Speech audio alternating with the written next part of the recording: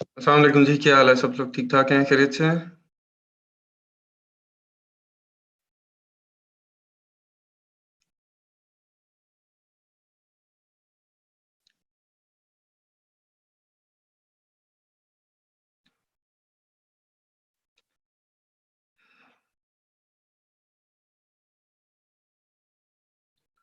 जी, ठीक-ठाक, शुक्र है अल्लाह का, अल्हम्दुलिल्लाह मैं ठीक।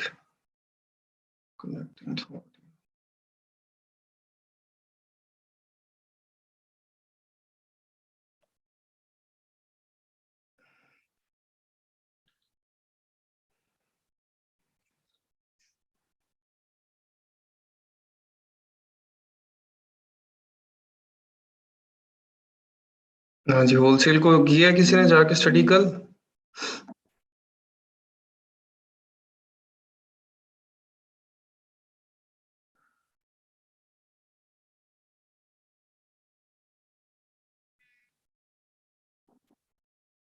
जी, होलसेल को किसी ने स्टडी किया हो, कोई देख ली हो, कोई वेबसाइट, कोई वीडियो कुछ निकाल के गलती से सर्च कर लिया हो?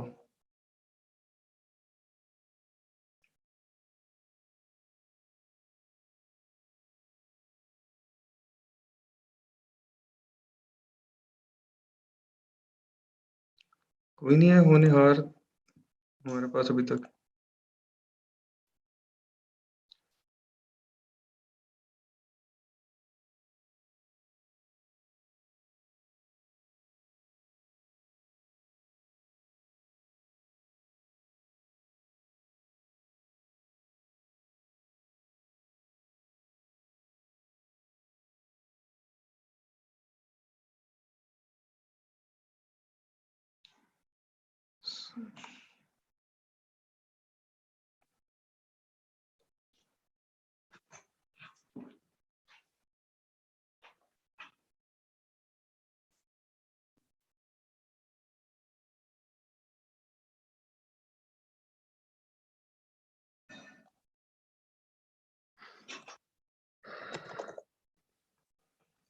एहसन जमील आपको अनम्यूट किया है मैंने।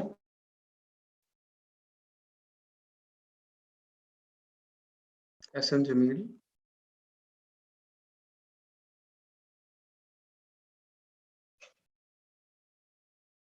जी, एहसन जमील आपको अनम्यूट किया है।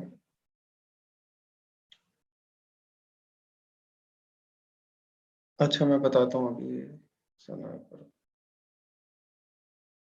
एहसन जमील नहीं है हमारे पास। अच्छा।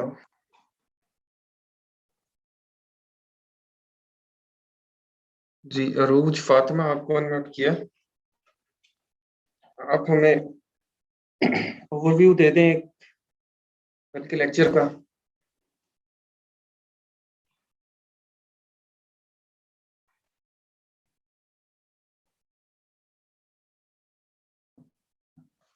जी, अरूज फ़ातिमा कहीं चली गई हैं आप?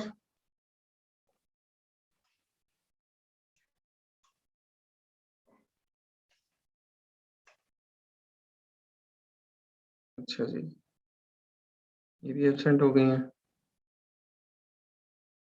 फरहान ज़फ़र आपको अनम्यूट किया। फरहान ज़फ़र।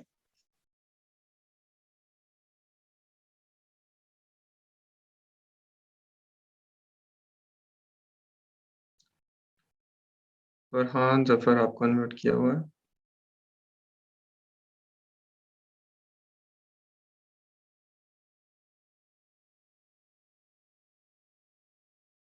ये भी नहीं है।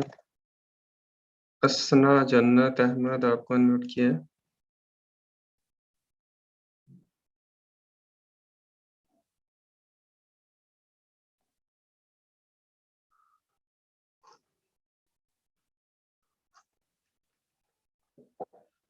भाई किधर चले गए हैं आप लोग सलाम दुआ करके सारे? हाँ जी, मुझे फ़ेसबुक पे मैसेज करता।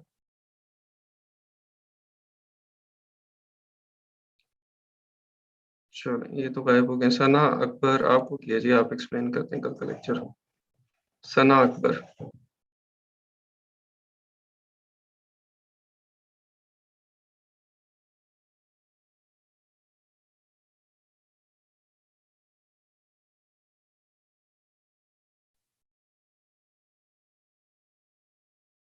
हाँ जी, किधर गए हैं सना अकबर, कहाँ पे?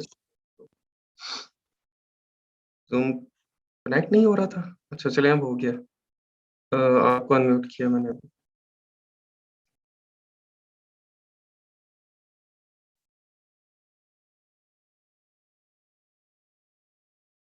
तनवीर अख्तर। नहीं जी। अस्सलाम वालेकुम सर। वालेकुम सलाम। क्या हाल चाल है सर? अल्लाह का शुक्र, ठीक ठाक। जी सर, कल हमने एफपीए होलसेल के बारे में पढ़ा था कि हम जो प्रोडक्ट्स होते हैं वो किसी ब्रांड से या मैन्युफैक्चरर से या डिस्ट्रीब्यूटर से हम होलसेल में लेते हैं डिस्काउंट प्राइस में, और फिर उसे अमेज़न पर रीसेल करते हैं। और जो है, जो हम डायरेक्टली जो है ना ऑथराइज्ड डीलर से वो परचेज़ करते हैं, और उसके लिए जो हम उनको अप्रोच करते हैं, उनको ईमेल के थ्रू या फिर कॉल्स के थ्रू। तो जैसे बड़े ब्रांड्स होते हैं, उनका अप्रूवल लेना होता है, तो वो हमें अलाउ कर दें तो उनका हम मी टू करके उनकी जो प्रोडक्ट्स होती हैं वो हम रिटेल प्राइस में जो है वो सेल कर सकते हैं। ठीक हो गया, हो गया था। इतनी इतनी थोड़ी चीज़ें हैं।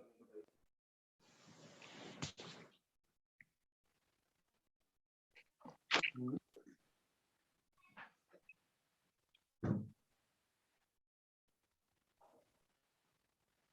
और क्या था जी? इस पर बस यही था, होलसेल का इंट्रोडक्शन ही पढ़ा था कल। अच्छा। ना यार, हमने आधा पौना घंटा लगाया था, आपने तो 1 मिनट में बात खत्म कर दी। जी हुँ। सर, वो क्वेश्चन आंसरिंग कल करते रहे ना सारे, तो इसलिए अच्छा, ज़्यादा नहीं अच्छा। पढ़ा। जी, और कुछ सर पीपीसी पिछले वीक के बारे में पूछना है तो वो बता देता हूँ। अच्छा। नहीं ठीक है, पीपीसी को जो है ना, वो मेरे ख्याल समझ आ गई है जितना रगड़ दिया हमने कल तक दोबारा उसको। जी, जी। बिल्कुल हाँ, सर। तो ये चलें, ठीक है सर, शुक्रिया। ठीक है।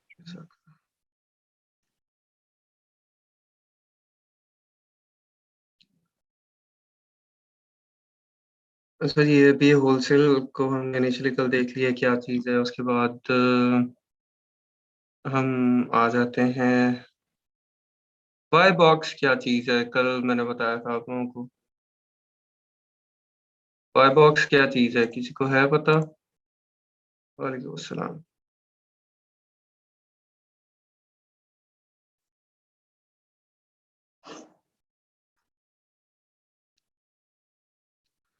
बाय बॉक्स किसी को नहीं पता चला कल? जमीलुर रहमान।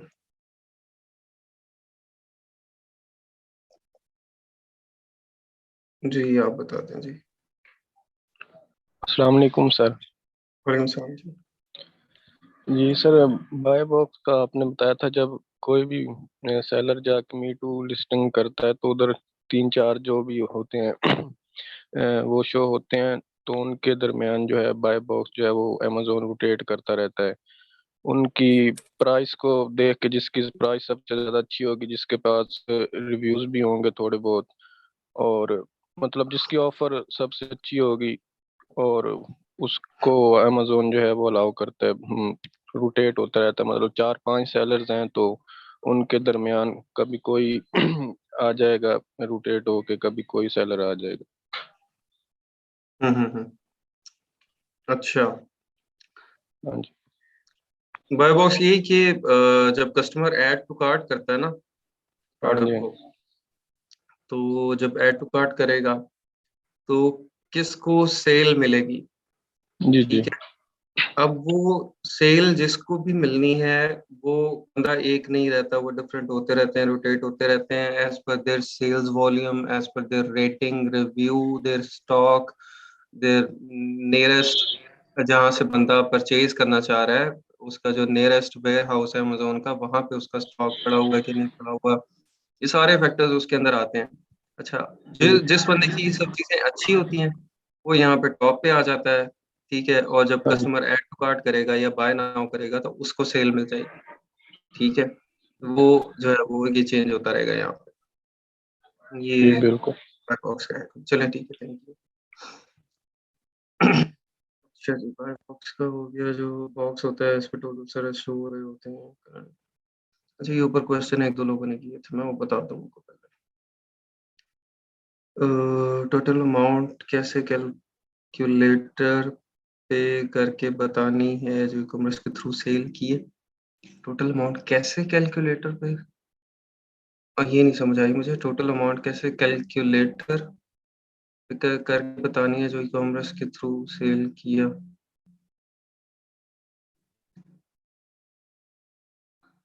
अच्छा, वो जो स्क्रीनशॉट आपने भेजना है, नहीं उसकी टोटल अमाउंट आप बता देना कि कितनी बनी है। वो आपने मेरे ख्याल भेजी थी मुझे, ट्रांजैक्शन किसी दराज की थी या किसी चीज की। तो टोटल उसकी सेल बता दें, टोटल प्रॉफिट आपको कितना हुआ है आपके अकाउंट में, वहां से आपके अकाउंट में कितने पैसे ट्रांसफर हुए। ठीक है, इस तरह की कोई चीज वो एक फिगर दे दे। अच्छा, इसके अलावा और किसी का कोई क्वेश्चन है पीछे पीपीसी से रिलेटेड, या कल जो इंट्रोडक्शन था हमारा होलसेल उससे रिलेटेड? कोई है तो बताएं, नहीं तो हम आगे स्टार्ट करते हैं।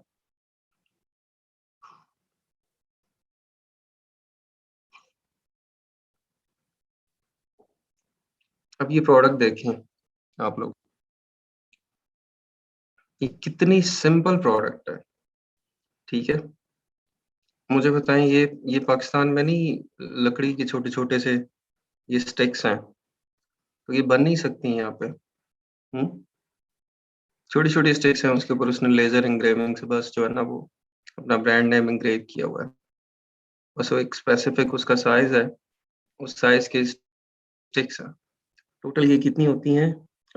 56 होती हैं या 60, इतनी ये स्टिक्स होती हैं। ठीक है, इस तरह से ये उसको प्ले करते हैं कि आपने बीच में से स्टिक्स निकालनी होती हैं और वो अ, गिरे ना, आपका जो पूरा वो टावर बना हुआ है। तो इस तरह की बेशुमार चीजें हैं जो कि बहुत सिंपल हैं, और मैन्युफैक्चरिंग इसकी हो सकती है बहुत इजीली, यहाँ से आप सोर्स कर सकते हैं। लेकिन आप लोग मेरे ख्याल प्रोडक्ट हंटिंग की तरफ कोई ध्यान नहीं दे रहा है इतना ज्यादा। कोई उसके बाद प्रोडक्ट तो किसी ने भी नहीं भेजी चेक करने के लिए, एनालाइज करने के लिए।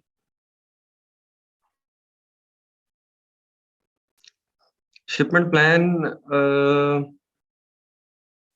आप बनाते हैं जब लिस्टिंग क्रिएट करते हैं ना, और वहां से लिस्टिंग क्रिएट करने के बाद आप, अच्छा शिपमेंट प्लान मेरे ख्याल हमने प्राइवेट लेबल में मैंने बता दिया था आपको लिस्टिंग क्रिएशन, या उससे पहले बता दिया होगा।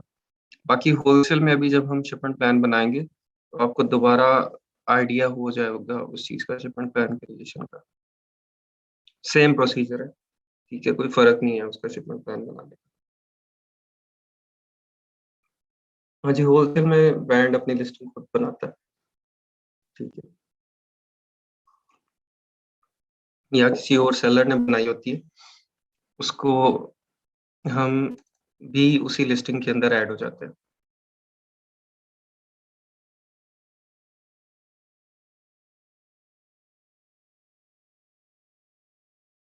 जैसे अब ये हैज़ब्रो गेमिंग स्टोर है, ठीक है, लेकिन ब्रांड जो है, ये ब्रांड क्या है?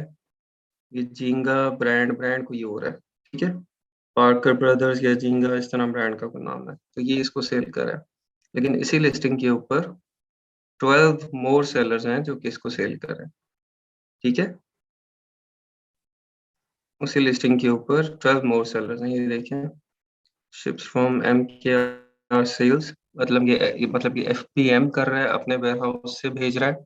अगर यहाँ पे ये FBA कर रहा होता है, अमेजोन से भेज रहा होता, तो यहाँ पे अमेजोन होता। ठीक है, सोल्ड बाय, इसका सेलर का नाम है MKR सेल्स, ये इसकी रेटिंग है और ये इसकी 100% पॉजिटिव है यहाँ पे। इसी तरह ये सेलर है। ठीक है, तो ये 12 डिफरेंट सेलर्स उस एक ही प्रोडक्ट को सेल कर रहे हैं। अब जो बंदा टॉप पे होगा, यहाँ पे जब कस्टमर आता है, कस्टमर बाय नाउ करता है, कस्टमर यहाँ से लिस्ट ओपन करके नहीं देखते कि कौन लोएस्ट है, मैं उसको ऐड टू कार्ट करूंगा और वहां से मैं बाय करूंगा। ठीक है, कौन सा सेलर अच्छा है, कस्टमर इस तरह से नहीं करता। कस्टमर आता है लिस्टिंग के ऊपर और आके वो यहाँ से डायरेक्टली बाय नाउ कर देता है या ऐड टू कार्ट कर देता है। ठीक है, तो अब कौन यहाँ पे टॉप पे जो भी बंदा होगा इस लिस्ट के अंदर, वो सेल उसको जाएगी, ठीक है। टॉप पे आने के लिए डिफरेंट क्राइटेरियाज एंड डिफरेंट चीजें हैं। वो कोई एक फैक्टर नहीं है कि सिर्फ आप कहें कि मैं प्राइस कम करके टॉप पे आ जाऊंगा, तो नहीं, ऐसे नहीं हो सकता।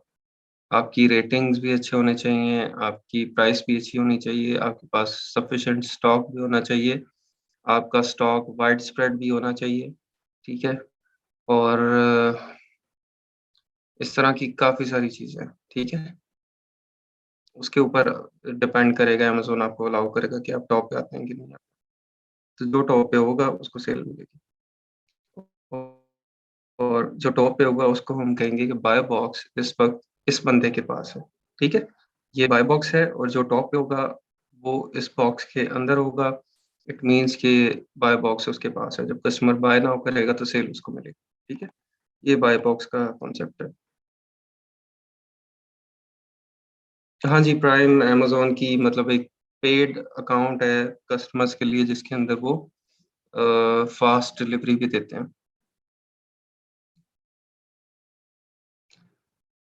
ज़ीरो रेटिंग से तो नहीं आप लेंगे ना। देखिए ज़ीरो से जब आप स्टार्ट करेंगे तो इनिशियली आप प्रोडक्ट्स इस तरह की लें जहाँ पे कंपटीशन कम हो, और आप थोड़ी-सी वहाँ पे प्राइस डाउन करके, ठीक है, सेल कर दें। इतने ज़्यादा हाई प्रॉफ़िट पे ना करें, लो प्रॉफ़िट पे करें या ब्रेक इवन के ऊपर सेल्स करें, ठीक है। पहले अपनी सेल्स वेलोसिटी थोड़ी जनरेट करें, और आपकी प्राइस जब कम होगी और स्टॉक आपके पास होगा तो फिर आपको अ, उस पे मिल जाएगा बाय बॉक्स।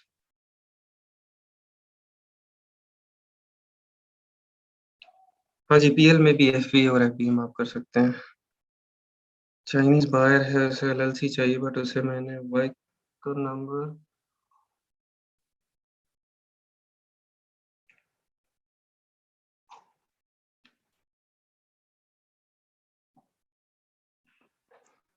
आप कोई सर्विस देख लें हमज़ा, जो कि चाइना में अवेलेबल हो। डेफ़िनेटली अल्टरनेट्स अवेलेबल होते हैं।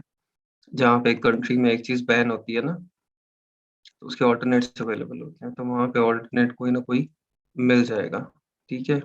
डोंग है और कॉल हिप्पो, इस तरह के बहुत सारे हैं। आप देख लें, कोई ना कोई सर्विस वहाँ पे काम कर रही होगी, वहाँ से आप बाय कर रहे हैं।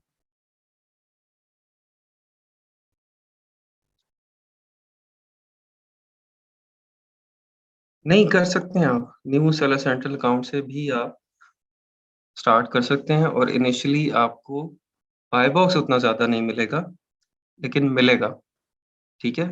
आपको बाय बॉक्स उस पे मिलेगा। और वो जो आपका ज़ीरो वाला है ना, रेटिंग वाला, वो पीरियड थोड़े से अरसे में खत्म हो जाएगा। आप लेकिन ये कि स्टार्ट में आपको प्रॉफ़िट कम रख के प्रोडक्ट्स में प्राइस पे कम्पीट करना पड़ेगा, ठीक है? स्टॉक अच्छा लें, प्राइस में कम्पीट करें, बाय बॉक्स मिल जाता है, ज़ीरो रेटिंग के ऊपर मिल जाता है, कोई इश्यू नहीं।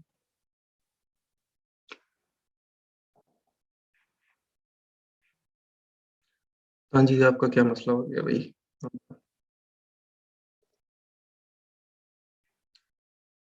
हाँ जी, नोट किया मैंने। जी, जी, बताएँ। सर मेरे पास इस टाइम 3 क्लाइंट हैं। एक कनाडा है, एक दूसरा वाला क्लाइंट है। और तीनों जो दूसरा है ना सिक्योरिटी वाला, उसके सर एलएलसी उसके पास है, मेरा क्लाइंट एड्रेस चाहिए। और दूसरा सर चाइनीज़ है ना, उसका मेरे पास नहीं आपकी है। आवाज़ तो ठीक वो नहीं है सर यार, आवाज़ ठीक करें पहले।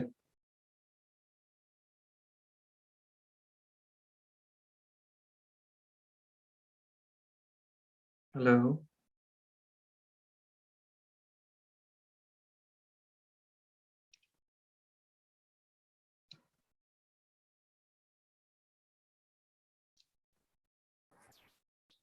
अस्सलाम वालेकुम सर, अब आवाज़ ठीक है? जी, जी। सर जो चाइनीज़ सप्लायर है ना सर, उसके लिए वो एलएलसी मैंने कंप्लीट क्रिएट करनी है। ईआईएन नंबर चाहिए उसे, दूसरा एग्रीमेंट चाहिए, जो ऑपरेटिंग एग्रीमेंट है सारा। वो सर मैंने हुँ, देख लिया था जैन बिजनेस से, वो तकरीबन $259 का बनता है। तो हुँ, सर हुँ। मैं सारा उधर से जैन बिजनेस पे सारी डिटेल उसी की पुट करूंगा उधर, तो उसने सारी मुझे अपनी डिटेल, आईडी कार्ड की दोनों साइड स्कैन भेज दी है, अपनी कंपनी का नाम भेज दिया, अपना जो हम्म उसका पर्सनल फोन नंबर है वो भेज दिया है, ईमेल एड्रेस भेज दिया है। मैं जैन हम्म बिजनेस को जब ये सारी ईमेल दूंगा तो वो तो उसके ईमेल पे जाएगी, हम्म तो मैं कैसे मुझे पता चलेगा कि आया उसकी वेरिफिकेशन हो गई है या नहीं होगी? तो वो कह आप रहा है कि ईमेल मुझे उसमें चाइनीज नहीं आती। ईमेल अपना दे देना, क्योंकि उसको इंग्लिश नहीं आती तो वो तो कम्युनिकेट नहीं कर पाएगा, तो ईमेल उसके अंदर अपना दे दें, कोई मसला नहीं है ईमेल का। तो एलएलसी उसी के नाम क्रिएट होगी ना, हाँ, जैन बाकी बिजनेस डिटेल हमारी? सब उसकी, तो सारा सर कुछ। आप पेमेंट उसने करनी है, तो वो पेमेंट मैं उसे कैसे करवाऊँ उससे? पेमेंट जब आएगा उसका लिंक उसको भेज देना कि वहाँ पे पे कर दे, या लेकिन वो वो मैं जैन कार्ड की बिजनेस डिटेल्स पे वो आपको दे उस दे। जगह पे जाता हूँ तो वो कार्ड की डिटेल मांगते हैं सारी। आप उसको लेके ना एनी डेस्क के ऊपर या इस तरह से, तो वहाँ पे आप उसको पेमेंट करवा दें, साथ उसे के कोई ट्रांसलेटर अरेंज कर लो। ठीक हो गया, ठीक है, या चलिए एनी सर मैं। डेस्क वगैरह के ऊपर करवा लो। सर जो एलएलसी का दूसरा जो तुर्किश है, वो जो कह रहा है कि वो कह रहा है कि मुझे एलएलसी का एड्रेस अपडेट करना है, आया ये पॉसिबल है? और कह रहा था कि नाम भी चेंज करना है। मैंने नाम का तो उसे कह दिया कि नाम पॉसिबल नहीं होगा, एलएलसी का नाम चेंज नहीं होता। एड्रेस का सर आप बताएं कि ये पॉसिबल है ऐसा? एंड वो उसने कहाँ पे करवाई हुई है एलएलसी ओपन? सर वो है कोई कोलोराडो ऐसी कोई स्टेट है। कोलोराडो की स्टेट वेबसाइट के ऊपर जाएं, वहाँ पे जाके ठीक। उनका चैट बोर्ड्स होते हैं, वहाँ पे उनसे बात कर लें, वो आपको मेथड बता देंगे। ठीक है पॉसिबल ठीक हो हो गया जाता है, सर। एड्रेस चेंज हो जाता सर तीसरा क्लाइंट है मेरा जो कनाडा वाला है ना, वो कह रहा है कि मुझे ब्रेक डाउन सारा दो। सर ये इसकी नहीं मुझे टोटली समझ आई कि ब्रेक डाउन कैसे दिया जाए। है। ब्रेकडाउन वो आपसे कॉस्ट का मांग रहा है कि आपके कितने पैसे लगेंगे, हर ईआईएन पे कितने पैसे लगेंगे, एड्रेस पे कितने लगेंगे, एलएलसी की ऑफिशियल फीस कितनी है, आपकी कितनी है, रजिस्टर्ड एजेंट की कितनी है, ये सब उसको एक्सेल की फाइल बना के दे। ठीक है। ठीक है। ठीक है सर, थैंक यू। ओके। अच्छा जी, समझ नहीं आ रही कि पाकिस्तानी प्रोडक्ट्स। अच्छा भाई, मैं आपको ये क्लियर कर दूं, आपने मेरे ख्याल को 4-5 दफा पहले भी ये क्वेश्चन किया, शायद आपने किया है, किसी और ने किया है। होता ही है कि आपने शिपमेंट क्रिएट कर दी, अपनी लिस्टिंग बना ली अमेजोन के ऊपर, सेलर सेंट्रल में लिस्टिंग बना के आपने शिपमेंट क्रिएट कर दी। ठीक है, और शिपमेंट जो है वो आपने अ, उसके अंदर जो पिकअप एड्रेस डालना है, वो पिकअप एड्रेस डालना है जो कि आपका जो फ्रेट फॉरवर्डर है, जो कि आपको पाकिस्तान टू यूएस सामान भेज रहा है, वो आपको एड्रेस एक देगा। उस एड्रेस का आपने वहां से पिकअप एड्रेस डाल के शिपमेंट क्रिएट कर दी। यहाँ पे आपका फ्रेट फॉरवर्डर क्या करेगा, आपके कार्टन उठाएगा, आपके वेयरहाउस से, घर से, फैक्ट्री से, कहीं से भी वो कार्टन उठा के उसको बाय एयर भेजना है तो वो बाय एयर यहाँ से डीएचएल, फेडेक्स या बाय एयर की जो लोकल कंपनीज के थ्रू भेजते हैं, वो किसी भी तरह से भेजता है, उस एड्रेस के ऊपर सामान पहुंचा देगा। और अमेजोन का यूपीएस जब जाएगा पिकअप करने ऑन दैट सर्टेन डेट जो आपने डाली हुई है अपनी शिपमेंट के अंदर, वो वहां से जाके उस सामान को पिकअप कर लेगा। और उस सामान को जब पिकअप कर लेगा, आपने ऑलरेडी यहाँ से उसके ऊपर एफएनएसक्यू लेबल, शिपिंग लेबल लगा के भेजने हैं। वो सामान को वहां से पिकअप करेगा और पिकअप करने के बाद अमेजोन के वेयर हाउस में भेज देगा। ठीक है, ये सिंपल सा प्रोसेस है, इसके अंदर अभी कोई मसला था मुझे बताना।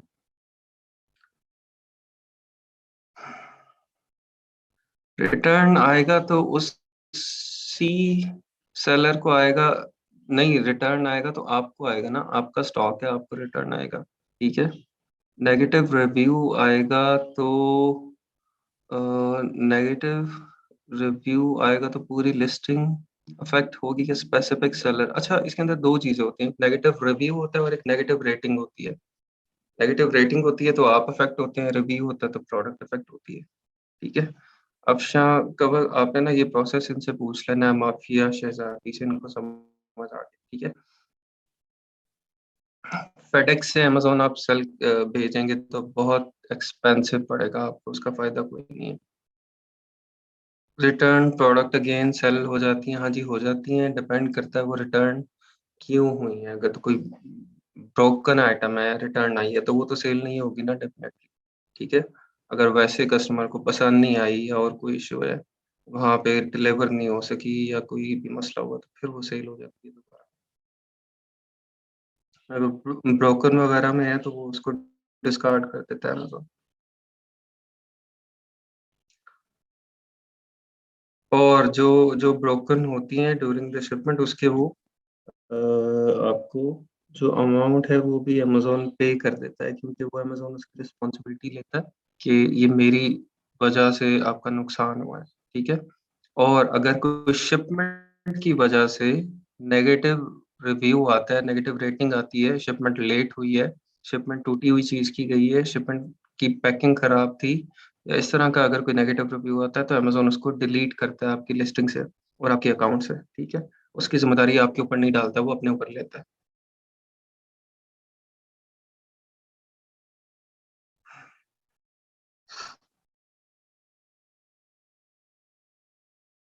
अच्छा जी। नहीं, ये अब सब तहज़ीब याफ़्ता हो गए हैं, थोड़े से तंग नहीं करेंगे, मैं चैट नहीं नहीं कर रहा म्यूट, तो इसको हम कंटिन्यू करते हैं। क्वेश्चन रेलेवेंट असल में लोगों के जो होते हैं ना, उसके लिए फिर म्यूट करना अच्छा नहीं है, क्योंकि रेलेवेंट क्वेश्चन अगर किसी का रह जाता है उस टॉपिक से रिलेटेड, तो फिर आपको सारा टॉपिक जो है वो उसको समझ नहीं आता, दोबारा बताना पड़ता है, तो बेहतर है कि आप उसी वक़्त उसको पूछ लें, लेकिन रेलेवेंट क्वेश्चन ही पूछें चैट में, ठीक है? अच्छा, होलसेल का कॉन्सेप्ट आपको बता दिया कि क्या है कि आपने बल्क में परचेज़ किया किसी ब्रांड, मैन्युफैक्चरर, डिस्ट्रीब्यूटर, होलसेलर से, और आपने उसको रिटेल में अमेज़न पे सेल करना है, ठीक है? और परचेज़ हमने वहाँ से करना है जो कि ऑथराइज़्ड डीलर होगा उस प्रोडक्ट का, जिसको उसका मैन्युफैक्चरर, उसका ब्रांड ऑथराइज़ करता होगा कि आप इसको रीसेल कर सकते हैं, ठीक है? ताकि हमें ये श्योरिटी हो कि जो प्रोडक्ट है वो काउंटरफीट नहीं है, फेक नहीं है, कॉपी नहीं है, ओरिजिनल प्रोडक्ट है और उसमें किसी किस्म का मसला नहीं है। अब ये जो ब्रांड है, डिस्ट्रीब्यूटर है, होलसेलर है, इसमें क्या डिफरेंस है? ब्रांड जो है वो एक तरह का प्रोडक्ट मैन्युफैक्चरर है, और या एक पार्टिकुलर कंपनी है अंडर पार्टिकुलर नेम, ठीक है? ब्रांड इज़ बेसिकली आप कह सकते हैं कि मैन्युफैक्चरर है, जो कि प्रोडक्ट को बना रहा है और एक अपने स्पेसिफिक नेम के साथ उसको सेल कर रहा है, ठीक है? डिस्ट्रीब्यूटर क्या है? Distributor is an intermediary entity between the producer of a product and another entity in the distribution channel or supply chain. ठीक है? अब ब्रांड, मैंने आपको बताया कि ब्रांड कभी भी ये नहीं चाहता कि मैं एक-एक पीस करके कस्टमर्स को डील करूँ और उनको सेल करूँ, क्योंकि क उस वो जब एक-एक पीस करके सेल कर रहा होगा डायरेक्टली कस्टमर को तो एक-एक पीस चाहिए ना, 2-2 पीस चाहिए। तो उसको हज़ारों लाखों कस्टमर्स को डील करना पड़ेगा, जो कि उसकी कैपेसिटी नहीं होगी, या उसकी वो उसके अंदर ही खप जाएगा, एक्सपैंड नहीं कर सकेगा। तो ब्रांड क्या करता है? वो डिस्ट्रीब्यूटर को देगा। वो 50-50 हज़ार पीसेज़ डिस्ट्रीब्यूटर को दे देगा। डिस्ट्रीब्यूटर को कहेगा कि आपने इसको आगे सेल करना है, आप चाहे डायरेक्टली रिटेलर्स को करें, होलसेलर्स को करें, जहाँ भी करें। ये 50,000 पीस आपके पास हैं, मिनिमम आपने पर मंथ मेरे से 50,000 पीसेज़ या 1 लाख पीसेज़ लेने हैं, और आगे आपने किस तरह से सेल करने हैं, ये आपकी हेडेक है, मुझे नहीं पता, ठीक है?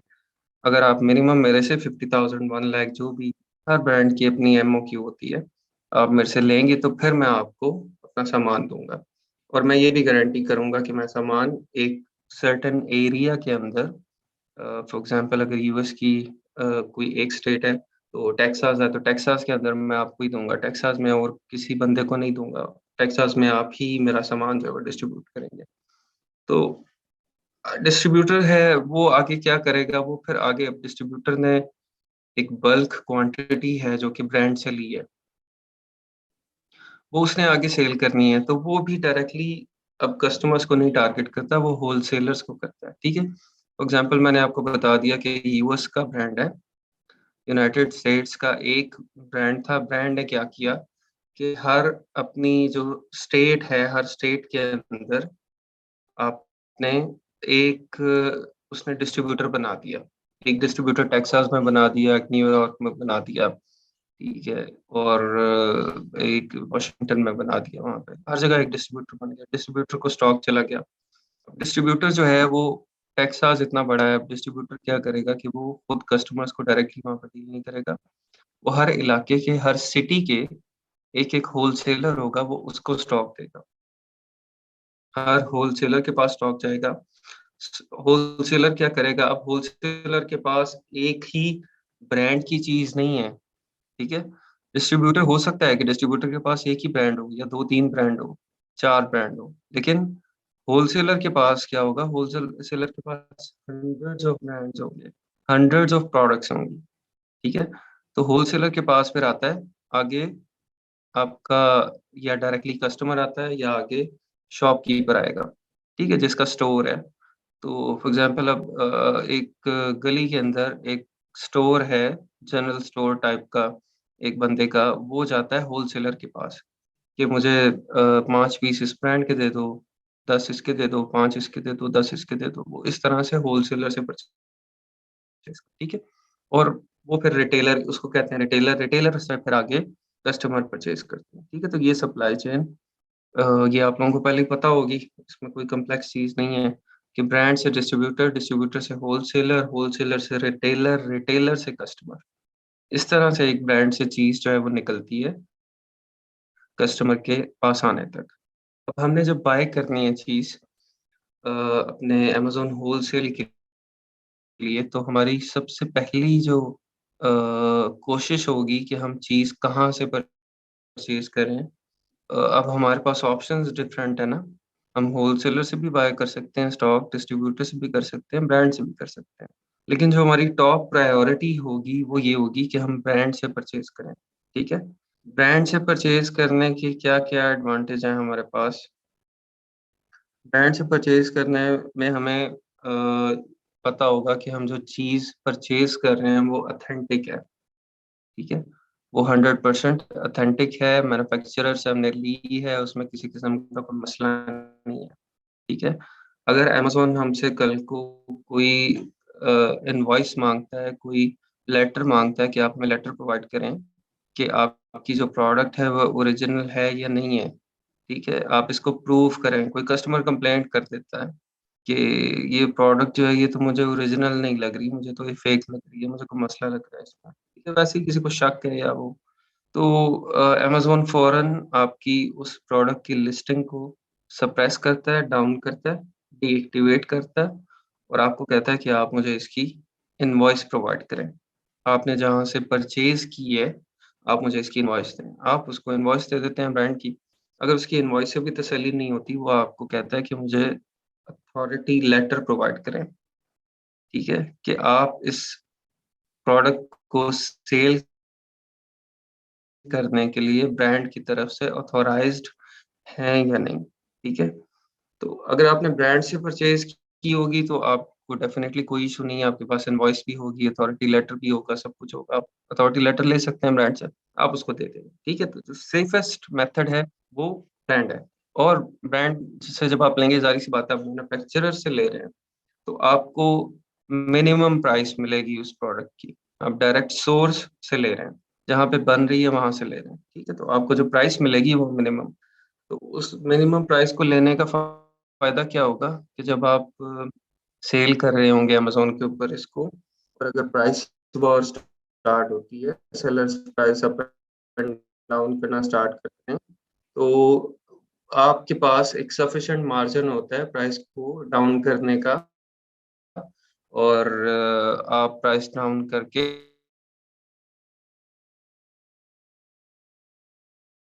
सेलर से कर रहा है, उसके पास इतना मार्जिन नहीं है प्राइस डाउन करने का, लेकिन आप ब्रांड से कर रहे हैं तो आप डिस्ट्रीब्यूटर या होलसेलर से परचेज करने वाला प्राइस डाउन नहीं कर,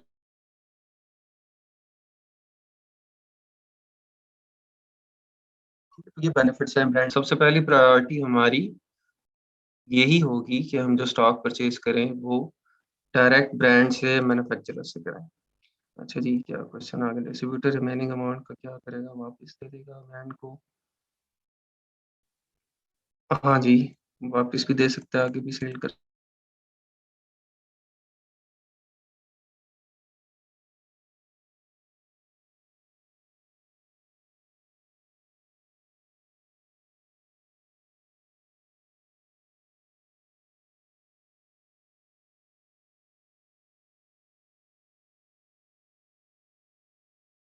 एक सर्टेन एरिया में साथ कोका कोला भी करता है, ठीक है, तो हो सकता है उसने दोनों डिस्ट्रीब्यूशंस ली हों। तो इसी तरह मल्टीपल चीज़ों के डिस्ट्रीब्यूटर भी होते हैं, ज़रूरी नहीं है कि एक ही ब्रांड को डिस्ट्रीब्यूट कर रहा होगा। ज़ाहिर सी बात है, जब उसको एक सप्लाई चेन बन गई है, उसकी उसको एक काम आ गया है, चैनल एक बन गया है, तो वो फिर उसकी कोशिश होती है कि वो मल्टीपल ब्रांड्स अपने पास ऐड करे। लेकिन होलसेलर्स के पास डेफिनेटली मल्टीपल ब्रांड्स होते हैं, क्योंकि होलसेलर ने जो है वो थोड़ी क्वांटिटी लेनी होती है डिस्ट्रीब्यूटर से, और उसने उसने आगे रिटेलर को क्योंकि सामान देना होता है ना, रिटेलर ये क्या होता है, आप अपने यहाँ पे मार्केट में देखिए ना, यहाँ पे एक जनरल स्टोर वाला है, उसने जनरल स्टोर, जो छोटा जनरल स्टोर कोई गली की नुक्कड़ पे खुला हुआ है, उसने सामान लेना है, वो अपने लोकल एरिया के होलसेलर के पास जाता है, और वहां से जाके एक पैकेट चॉकलेट का उठा लिया, एक चिंगम का उठा लिया, एक कैंडी का उठा लिया, तो उसको तो वो सारे चाहिए, तो होलसेलर के पास जब वो सारे पैकेट्स हर ब्रांड के अवेलेबल होंगे तो वो परचेज करेगा ना उससे। जी ऐसे ही है, होलसेलर नेक्स्ट रिटेलर्स को फिर आगे कस्टमर्स को। डिस्ट्रीब्यूटर एंड होलसेलर कैसे बनाते हैं, इनको भी कोई डॉक्यूमेंटेशन होती है, कोई भी बन सकता है? जी, कोई भी बन सकता है जिसके पास एक क्रेडिबिलिटी और पैसे होंगे, ठीक है? डिस्ट्रीब्यूटर बनने के लिए सिर्फ पैसे नहीं चाहिए होते, साथ क्रेडिबिलिटी भी चाहिए होती है मार्केट में। देखिए, कोई भी ब्रांड अगर आपको अपना स्टॉक दे रहा है डिस्ट्रीब्यूट करने के लिए, तो ब्रांड की का ये कंसर्न होता है कि आपका स्टॉक हर एक जगह के ऊपर अवेलेबल ही। कौन अनम्यूट हुआ हुआ है? 1 मिनट ठहरें, वही अपना चेक कर लें, जो भी कोई अनम्यूट हुआ हुआ है ना, वो अपने आप को खुद ही म्यूट कर ले, ठीक है? ढूँढना ना पड़े मुझे। हुँ,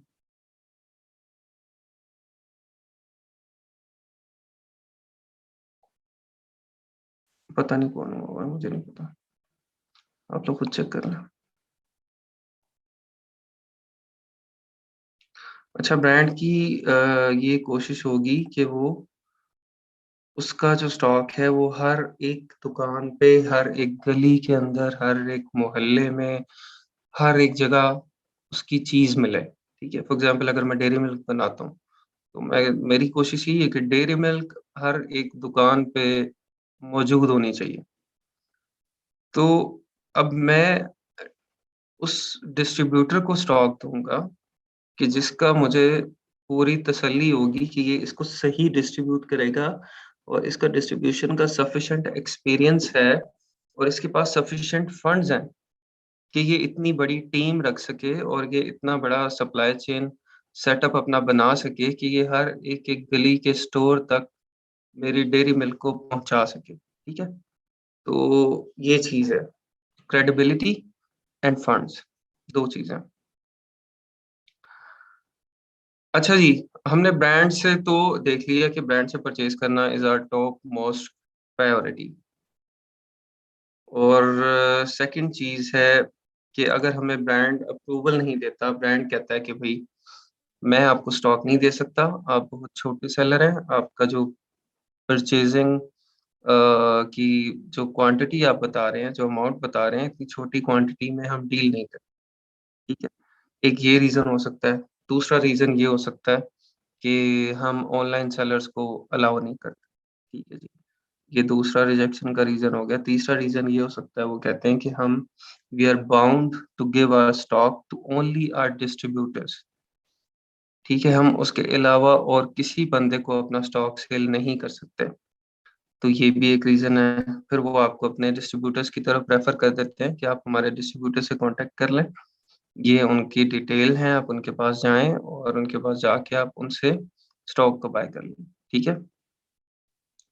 तो आप फिर डिस्ट्रीब्यूटर के पास जाएंगे और उसको बताएंगे कि इस तरह मैं ब्रांड के पास गया था, ब्रांड ने मुझे स्टॉक नहीं दिया, आपकी डिटेल दी और मैं आपसे स्टॉक परचेज करना चाहता हूँ, और आप उससे बात करके उससे स्टॉक परचेज कर लें। ठीक हो गया।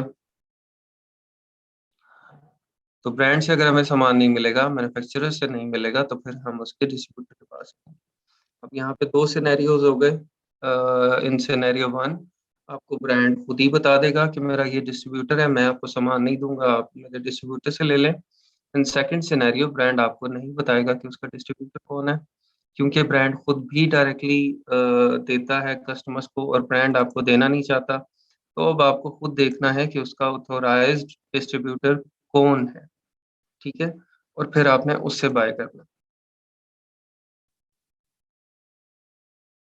डिस्ट्रीब्यूटर से लेने का हमें क्या फायदा और नुकसान है?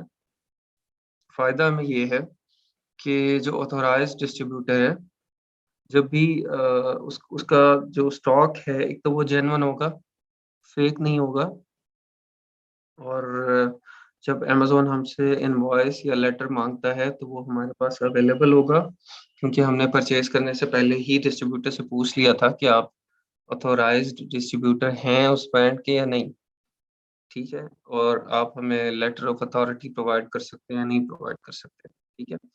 तो ये सब चीज़ें अगर हमसे अमेज़न जब मांगेगा तो हम डिस्ट्रीब्यूटर से लेके अमेज़न को दे सकेंगे, ठीक है। सेकंड चीज़ है, सेकंड फ़ायदा ये हो गया कि प्रोडक्ट ऑथेंटिक होगी, फेक नहीं होगी। और तीसरा जो है वो आपका इसमें एक अगर कंपेयर करेंगे होलसेलर से तो फ़ायदा भी है, ब्रांड से कंपेयर करेंगे तो नुकसान है, वो है प्राइस का, ठीक है। प्राइस आपके पास जो होगी वो एट फर्स्ट सोर्स जो प्राइस मिल रही है वो नहीं होगी, सेकंड सोर्स वाली प्राइस होगी, ठीक है। मतलब आपको अब वो रेट मिलेगा प्रोडक्ट का जिसमें डिस्ट्रीब्यूटर ने अपना मार्जिन भी रखा हुआ है, उसने मैन्युफैक्चरर से परचेज करके अपना मार्जिन रख के फिर आपको प्रोडक्ट। तो यहाँ पे जब प्राइस वॉर होती है अमेज़न पे, और अगर कोई बंदा आपका कॉम्पिटिटर होता है जो कि डायरेक्टली ब्रांड से परचेज कर रहा है और आपकी प्राइस वॉर स्टार्ट हो गई है, तो वहाँ पे आपको नुकसान होगा, आप उससे कम्पीट नहीं कर सकेंगे, ठीक है। आपने सेकंड हैंड स्टॉक परचेज किया है, फर्स्ट हैंड से नहीं लिया, तो सेकंड हैंड में आपने उसने उस सेकंड हैंड ने अपना भी मार्जिन रखा हुआ है, तो यहाँ पे आपको थोड़ा-सा बर्दाश्त करना पड़ेगा अगर प्राइस वॉर स्टार्ट होती है, ठीक है। तो ये था सिनेरियो डिस्ट्रीब्यूटर से चीज़ लेने का और डिस्ट्रीब्यूटर क्या। अब अगर आपको डिस्ट्रीब्यूटर जो है वो उसका नहीं मिलता, या डिस्ट्रीब्यूटर जो है वो बहुत बड़ा डिस्ट्रीब्यूटर, आप जाके उसको कहते हैं मुझे $5000 का स्टॉक दे दो, वो कहता है $5000 का स्टॉक तो मैं नहीं देता, मैं इतनी छोटी क्वांटिटी में डील नहीं करता, मैं मिनिमम आपको 30,000 का स्टॉक दूंगा, ठीक है, और आपको हर एक क्वार्टर में या हर एक मंथ में मेरे से 30,000 का स्टॉक परचेज करना पड़ेगा। अब आपके पास तो इतनी अमाउंट नहीं है कि आप $30,000 का स्टॉक परचेज कर सकें, ठीक है, लेकिन डिस्ट्रीब्यूटर जो है वो उसका एमओक्यू है 30,000, तो फिर आप डिस्ट्रीब्यूटर से भी स्टॉक परचेज नहीं कर सकते, ठीक है। In that case you have to find some wholesaler, और आपको होलसेलर से स्टॉक लेना पड़ेगा। अब होलसेलर जो है उसका फ़ायदा ये है कि आपको स्टॉक मिल जाएगा किसी भी तरह का, जो कि आपको ब्रांड ने भी इनकार कर दिया, डिस्ट्रीब्यूटर ने भी कर दिया, वो होलसेलर आपको दे देगा, और उसके पास और भी मल्टीपल आइटम्स होंगी जो कि आप परचेज़ कर सकते हैं। लेकिन नुकसान इसके काफ़ी ज़्यादा है। सबसे पहला नुकसान ये है कि आपको जो ब्रांड अथॉरिटी लेटर है, वो हर होलसेलर प्रोवाइड नहीं कर सकेगा, ठीक है। Maybe some of the wholesalers could provide you, ठीक है, सारे होलसेलर्स आपको प्रोवाइड नहीं कर सकेंगे, वेरी फ्यू आपको वो ब्रांड अथॉरिटी लेटर या इस तरह का कोई लेटर आपको प्रोवाइड कर सकेंगे, there very few, very few. Second चीज़ है कि आपकी जो प्रोडक्ट है वो फेक हो सकती है, काउंटरफीट हो सकती है, क्योंकि फर्स्ट सोर्स से आपकी प्रोडक्ट नहीं आई हुई, ये थर्ड सोर्स है। तो इस थर्ड सोर्स में दरमियान में कहीं पे भी फेक प्रोडक्ट्स जो हैं वो उसके अंदर ऐड हो सकती हैं। फॉर एग्जांपल आपने शूज़ लिए हैं नाइकी के, एडिडास के, तो बीच में चाइना के नाइकी या एडिडास किसी ने डाल दिया है और वो बहुत बहुत बहुत सेम होता है, ओरिजिनल से। मतलब एक जो आम बंदा है या काफी एक्सपर्ट्स को भी उसका पता नहीं चलता, ठीक है, कि वो बिल्कुल same packing, same design, same material, same logo, printing, fabric, सब कुछ वही उसी तरह का होता है, ठीक है। तो अब इस तरह की कोई चीज आपको वो भी उसके अंदर मिल सकती है कि जो कि काउंटरफीट है, फेक है, कॉपी है, उसकी किसी किस्म की गारंटी नहीं है ना, क्योंकि आप मैन्युफैक्चरर से बाय नहीं कर रहे। दूसरा नुकसान ये हो गया इसका। तीसरा नुकसान आपके प्राइस मार्जिन का हो गया। आपका प्राइस मार्जिन बहुत ही थिन है, क्योंकि आपके कंपिटेटर सेलर्स के अंदर आपका कंपिटेटर वो भी हो सकता है जो डायरेक्टली डिस्ट्रीब्यूटर से ले रहा है, आपका कंपिटेटर वो भी हो सकता है जो डायरेक्टली ब्रांड से ले रहा है। तो आप उन दोनों से कम्पीट नहीं कर सकते, प्राइस वॉर स्टार्ट होती है, ठीक है। तो यहाँ पे आप लोग फंस जाएंगे होलसेलर से अगर स्टॉक लिया होगा। तीसरा नुकसान इसका ये है कि जब अमेजोन आपसे इनवॉइसेस या ब्रांड अथॉरिटी लेटर अगर मांग लेता है या कोई काउंटरफीट की कंप्लेंट आ जाती है, तो उसमें होलसेलर आपको बिल्कुल भी हेल्प नहीं कर सकेगा, ठीक है। उसमें होलसेलर आपको हेल्प नहीं कर सकेगा। तो वहाँ पे जो मिनिमम नुकसान होगा कि आपकी लिस्टिंग डीएक्टिवेट होगी, और मैक्सिमम जो नुकसान हो सकता है वो आपका अकाउंट डीएक्टिवेट हो सकता है। इन दैट केस कि अगर आप कोई काउंटरफीट प्रोडक्ट सेल कर देते हैं, कोई कॉपी सेल कर देते हैं और कस्टमर कंप्लेंट कर देता है विद एविडेंसेस, तो उसमें अमेजोन आपका अकाउंट ही सस्पेंड कर सकता है, ठीक है। तो ये नुकसान है आपके होलसेलर से चीज परचेज करने की। लेकिन स्टार्ट में जब आप होलसेल स्टार्ट करते हैं, एक मिनट में क्वेश्चन देख लो यार आप लोगों के। प्रॉफिट मार्जिन कम हो जाएंगे, can we add Pakistani product to wholesale?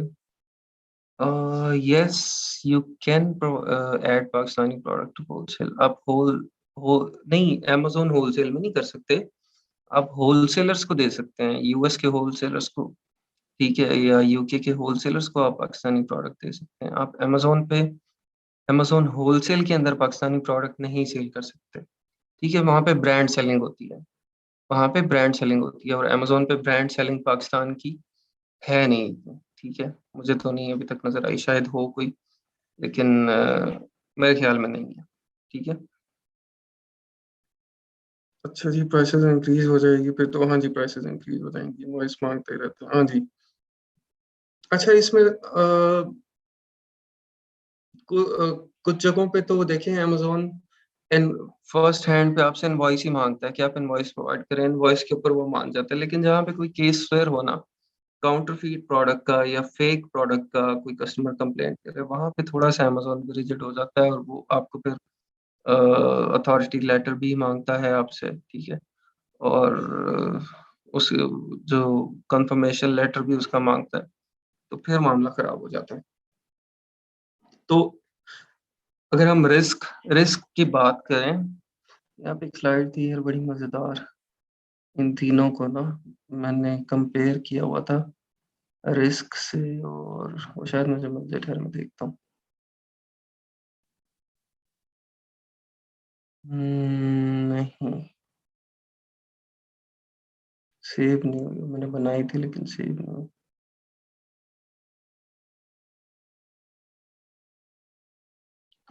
अच्छा, जब हम रिस्क देखते हैं तो रिस्क सबसे ज्यादा होलसेलर से परचेज करने में या फिर डिस्ट्रीब्यूटर में है, उसके बाद ब्रांड, ठीक है। इसी तरह प्रॉफिट मार्जिन आपका सबसे ज्यादा ब्रांड में है, फिर डिस्ट्रीब्यूटर में है, फिर उसके बाद होलसेलर में है।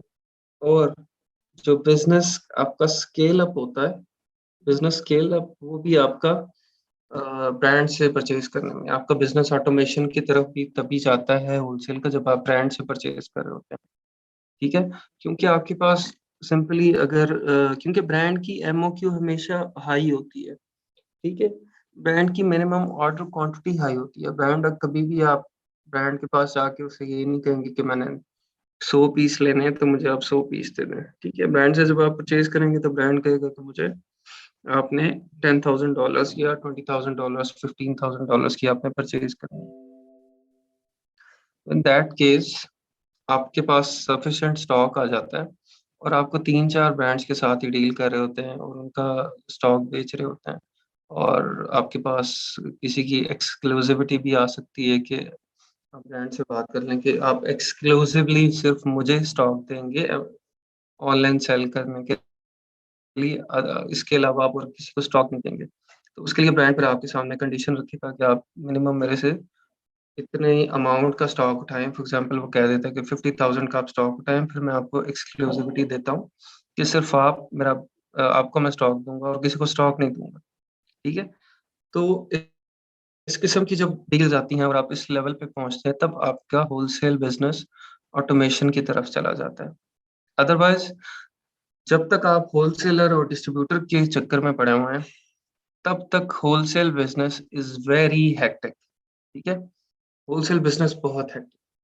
आपने स्टॉक परचेज किया, आपने 100 यूनिट उसके लिए, 200 उसके लिए, 100 उसके लिए, एक टाइम पे वो 100 यूनिट आउट ऑफ स्टॉक होने लगे हैं, आप दोबारा उसको ऑर्डर करने जाते हैं, वो 100 यूनिट होते ही नहीं है, वो प्रोडक्ट ही नहीं मिलती है आपको दोबारा, तो क्या करेंगे आप? दोबारा हंटिंग स्टार्ट करते हैं, दोबारा हंटिंग करके दोबारा प्रोडक्ट्स निकालते हैं। मतलब आप इन्वेंट्री भरते रहते हैं, इन्वेंट्री खाली होती रहती है, रीऑर्डर नहीं होते, और आपको बहुत ज़्यादा स्ट्रगल करनी पड़ती है। ठीक है, जब तक आप ब्रांड के साथ अटैच नहीं हो जाते किसी भी। अच्छा जी। मेरा ना आज गला बड़ा शदीद दर्द कर रहा है, इसलिए मैं बड़े आराम आराम से बोल रहा हूँ। सफायर, सफायर क्या है? सफायर क्या चीज़ है? डिस्ट्रीब्यूटर से उसके नहीं, देखिए ब्रांड्स तो हैं पाकिस्तानी, आपको वो मैं ब्रांड रीसेलिंग के लिए कह रहा हूँ कि इस तरह का ब्रांड हो जिसको मल्टीपल 7-8 लोग सेल कर रहे हो और आपको वो स्टॉक दे और आप भी उसमें, मतलब वो सफायर अगर है तो सफायर की अपनी सेल ही इतनी कम होगी, तो आप भी उसको जाके जुड़ेंगे तो आपको क्या मिलेगा? ठीक है, हिमालयन सॉल्ट वाला ब्रांड है अमेज़न पे, तो हिमालयन सॉल्ट वाला आपको तो नहीं अलाउ करेगा कि आप भी जाके हिमालयन सॉल्ट बेचें। वो तो खुद बेच रहा है ना।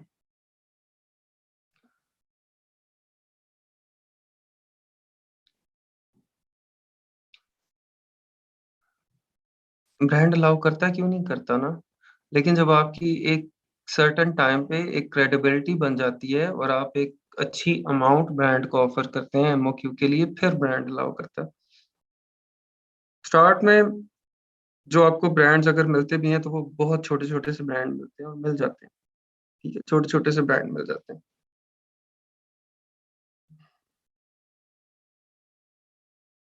नहीं, आउट ऑफ स्टॉक होलसेल के अंदर आउट ऑफ स्टॉक होने का कोई मसला नहीं है किसी किस्म का भी। ठीक है?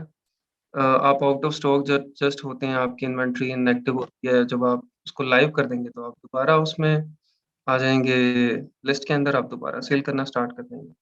ठीक है? तो कोई इसमें आउट ऑफ स्टॉक होने का कोई मसला नहीं है। जब आप प्राइवेट लेबल में आउट ऑफ स्टॉक होते हैं तो वहाँ पे आपको अ, बहुत ज़्यादा नुकसान होता है कि वो आपकी रैंकिंग ड्रॉप होना शुरू हो जाती है। ठीक है? पर आपका रैंक ड्रॉप होता है, फर्स्ट पेज पे थे अगर टॉप 10 के अंदर, आप नीचे गिरते-गिरते second, third, fourth, fifth page के ऊपर चल जाएँगे। ठीक है? क्योंकि आपकी सेल्स वेलोसिटी नहीं होगी ना, सेल्स वेलोसिटी डिस्टर्ब हो जाएगी। तो रैंक के अंदर सेल्स वेलोसिटी एक बहुत एक वाइटल फैक्टर है। लेकिन होलसेल के अंदर आप आउट ऑफ स्टॉक हो जाते हैं, नो इश्यू। जस्ट आपका क्या होगा, स्टॉक नहीं होगा, वहाँ पे 0 यूनिट शो हो रहे होंगे। दोबारा यूनिट ऐड कर लें और हफ्ते बाद, 2 हफ्ते बाद दोबारा स्टॉक आ गया तो दोबारा सेल स्टार्ट हो जाएगी उसी तरह से। होलसेल प्रोडक्ट्स को फाइंड करने का मेथड थोड़ा डिफरेंट है, ये मैं आपको अभी बताऊँगा। ठीक है? इसमें डिफरेंट मेथड्स यूज़ होते हैं, वो डिफरेंट है। अच्छा जी, होलसेलर, डिस्ट्रीब्यूटर, ये समझ आ गया आपको ब्रांड? इस चीज़ को समझना बहुत ज़रूरी है। लोग क्या करते हैं, सेलिंग स्टार्ट करते हैं नई-नई, ठीक है? होलसेल स्टार्ट कर दी जोशो-खरोश में आके, और लो जी हम होलसेल करने लगे हैं, अमेज़न पे बेचने लगे हैं। फ़ुज़ूल-फ़ुज़ूल से होलसेलर्स के साथ अकाउंट खोल लेते हैं, ठीक है? और उनकी फेक प्रोडक्ट्स ले बैठते हैं और उन फेक प्रोडक्ट्स को जाके अमेज़न पे लगा बैठते हैं।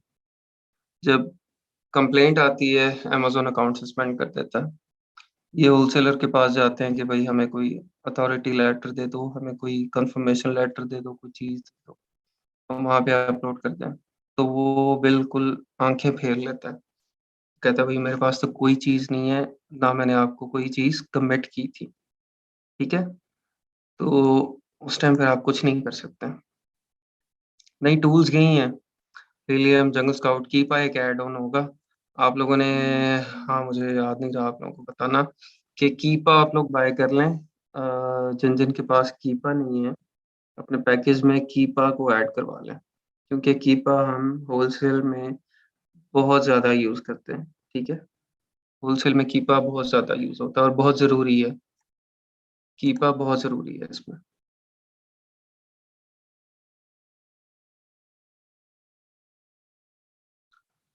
ठीक है, तो ये फ़र्क आपका अंडरस्टैंड करना बहुत ज़रूरी है कि आप अगर होलसेलर से बाय कर रहे हैं, तो उससे पहले वो चीज़ें कन्फर्म कर लें कि मुझे आप कोई लेटर प्रोवाइड करें कि you are authorised to sell this product और आपकी प्रोडक्ट काउंटरफीट या फेक नहीं है किसी किस्म की, ठीक है? ये अगर मुझे कल को कोई मसला आता है, ताकि मैं वहाँ पे अमेज़न के पास डिफेंड कर सकूँ, ठीक है? आपका अकाउंट सस्पेंड होता है, वार्निंग आती है, तो आपके पास कोई चीज़ हो देने के लिए। अच्छा जी, एफबीए सेटअप्स करने के लिए रिक्वायरमेंट क्या है? अच्छा भाई ये बाद में कर लीजिएगा ना, ये लेन-देन टूल्स ये वो सारा कुछ, ठीक है? इसको डिस्कस कर लीजिएगा बाद में। ग्रुप पे कर लिया करें, चैट में कर लिया करें। यूनाइटेड स्टेट्स में अगर आप होलसेल करना चाहते हैं, तो आपको यूएस एलएलसी चाहिए होगी। एलएलसी क्या होती है, कैसे मिलती है, सबको पता है, किसी भी स्टेट की। और ईआईएन नंबर चाहिए आपको, employer identification number. EIN number लाज़मी है, ठीक है? सिर्फ एलएलसी से काम नहीं चलेगा, ईआईएन नंबर आपके पास लाज़मी होना चाहिए। उसके बाद आपके पास रीसेलर परमिट या टैक्स एग्जेम्पशन सर्टिफिकेट होना चाहिए फ्रॉम द स्टेट। ये टैक्स एग्जेम्पशन सर्टिफिकेट एक मिलता है, एक एलएलसी को, जब आप इसके अंदर आप उनको बताते हैं कि मैं रिटेल का बिज़नेस करने जा रहा हूँ, ठीक है? और जो है वो टैक्स जो है वो मेरा ऑनलाइन होगा और सेलर से कलेक्ट होगा, वहाँ से कलेक्ट होके सबमिट हो जाएगा। तो आपको एक टैक्स एग्जेम्पशन सर्टिफिकेट मिल जाता है। इसका क्या फ़ायदा होता है कि जब आप किसी भी होलसेलर से, डिस्ट्रीब्यूटर से स्टॉक बाय करते हैं, तो आपको उसको टैक्स नहीं देना पड़ता, ठीक है? आपको उसको टैक्स नहीं देना पड़ता, आप उसको जस्ट अपना टैक्स एग्जेम्पशन सर्टिफिकेट देते हैं और वो आपका मसला हल हो जाता है। टैक्स एग्जेम्पशन सर्टिफिकेट आपको कहाँ से मिलता है? आपको जो स्टेट, जिस स्टेट से आपने एलएलसी ली हुई है, फॉर एग्ज़ाम्पल आपने टेक्सास से अगर एलएलसी ली है, तो टेक्सास की वेबसाइट से ही आपको रीसेलर परमिट या टैक्स एग्जेम्पशन सर्टिफिकेट भी मिल जाएगा, ठीक है? ये ईज़िली मिल जाता है, 2-3 दिन के अंदर आपने अपना ईआईएन नंबर आपके पास होना चाहिए और एलएलसी की डिटेल्स होनी चाहिए, तो आपको टैक्स एग्जेम्पशन सर्टिफिकेट मिल जाएगा। बिज़नेस वेबसाइट आपकी होनी चाहिए, आपकी बिज़नेस वेबसाइट होनी चाहिए। मैंने आपको पहले बताया था कि होलसेल के अंदर हम basically business to business deal कर रहे होते हैं। एम्प्लॉयर आइडेंटिफिकेशन नंबर है, ईआईएन आपका टैक्स नंबर है यूएस का।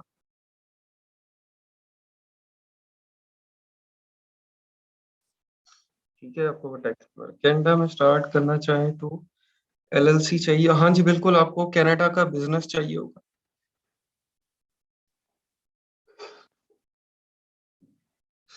और कनाडा की कंपनी लेना, एलएलसी लेना वो काफ़ी डिफ़िकल्ट है। US LLC, UK limited company तो हम यहाँ बैठ के बड़ा ईज़िली ओपन कर लेते हैं ना, लेकिन कनाडा की कंपनी ओपन करना काफ़ी डिफ़िकल्ट है। ठीक है, लेकिन हो जाती है, लेकिन थोड़ा-सा उसमें टाइम लगता है, 5-6 महीने शायद लग जाते हैं।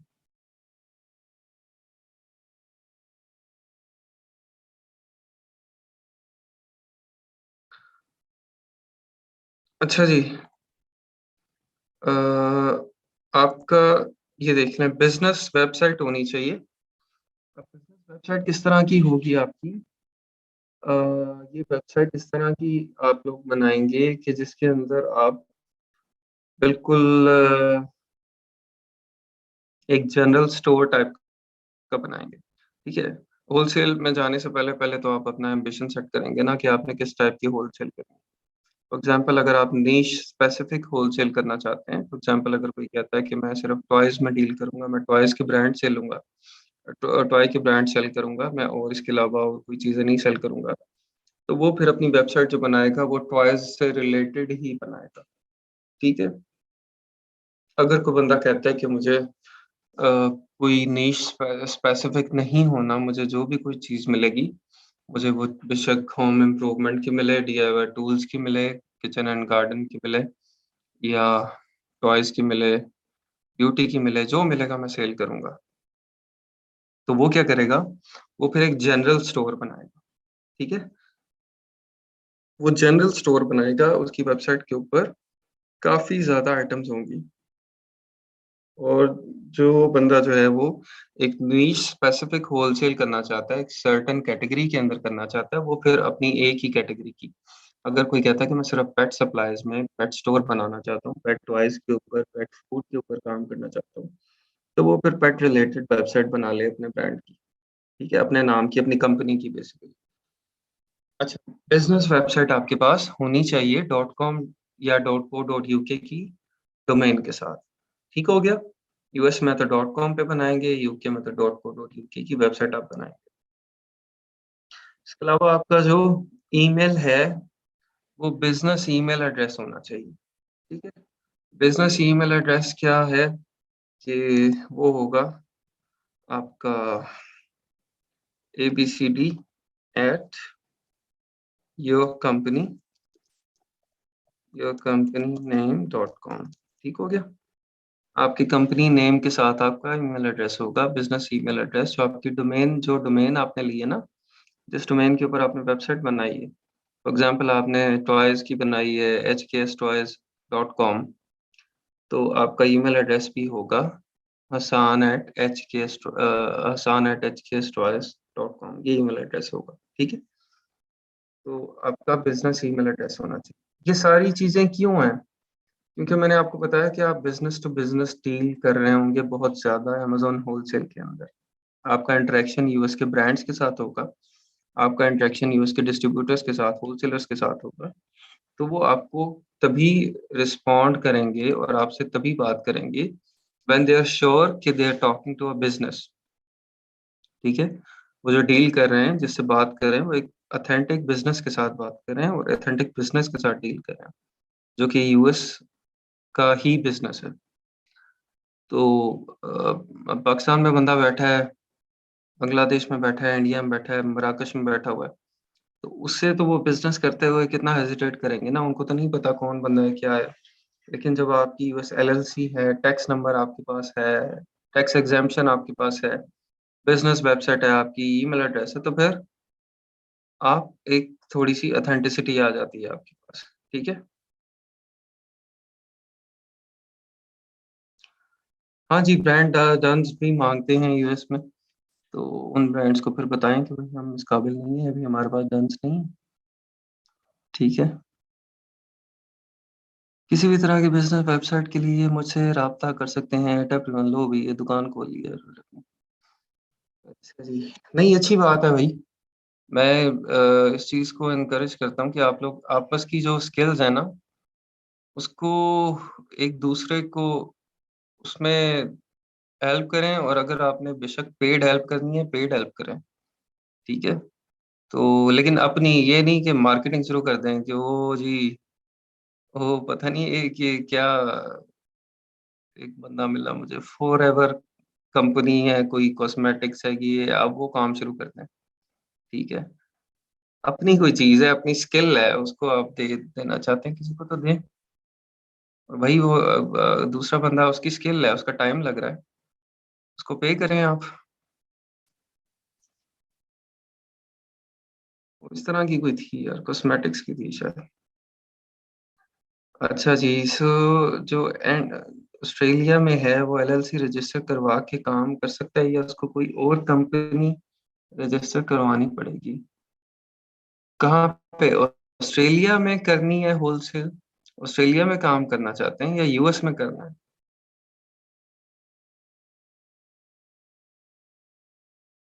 वैसे बिजनेस वेबसाइट जो है ना, वो आपको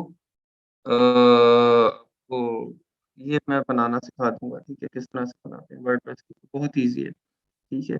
ये इसका एक लेक्चर आपको दे देंगे, वेबसाइट किस तरह से बनानी है। आपको एक मतलब रूट प्लान आपको बता देंगे, बाकी फिर आपने खुद ही उसके अंदर पंगे करके तो एक्सपर्ट लेवल पे आपने खुद ही जाना है, ठीक है। लेकिन बेसिक इंटरमीडिएट लेवल की वेबसाइट है वो आप बना सकेंगे। यूएसए में करना है, रहता ऑस्ट्रेलिया में, तो वो ठीक है, एलएलसी ओपन करें, एलएलसी ओपन करें वो यूएस के अंदर और वहाँ पे काम स्टार्ट कर दें। लेकिन मैं रेकमेंड करूँगा कि वो ऑस्ट्रेलिया के अंदर काम करें अमेज़न पे। ऑस्ट्रेलिया काफ़ी ग्रोइंग मार्केट है, और अगर वो ऑस्ट्रेलिया में हैं तो उनको अभी से ऑस्ट्रेलिया की मार्केट में एंटर हो जाना चाहिए, बजाय इसके कि यूएस के कंपटीशन में जाके टकरे मारते फिरें कि भाई मैंने कैसे कम्पीट करना है। जहाँ पे कंपटीशन नहीं है, ठीक है, सेल्स कम है ना, तो आप अपनी प्रोडक्ट रेंज बढ़ा लें।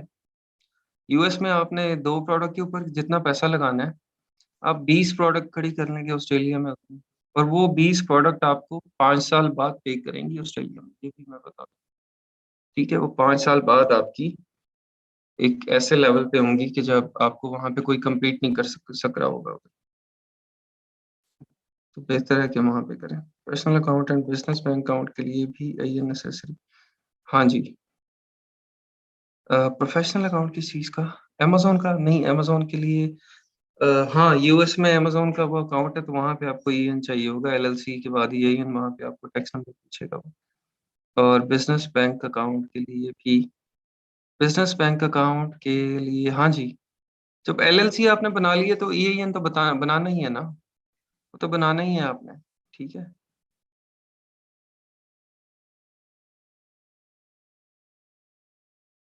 मार्केट प्लेस में जो बेड सेल कर रहा हूँ मैं, वो अमेज़न में सेल कर सकते हैं।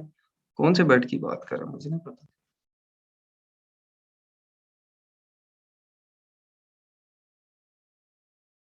ऑस्ट्रेलिया की कंपनी रजिस्टर करवाने के लिए, अच्छा, मैं मुझे ये आप इनबॉक्स कीजिएगा, ठीक है, वहाँ पे मैं आपको डिटेल दे दूँगा।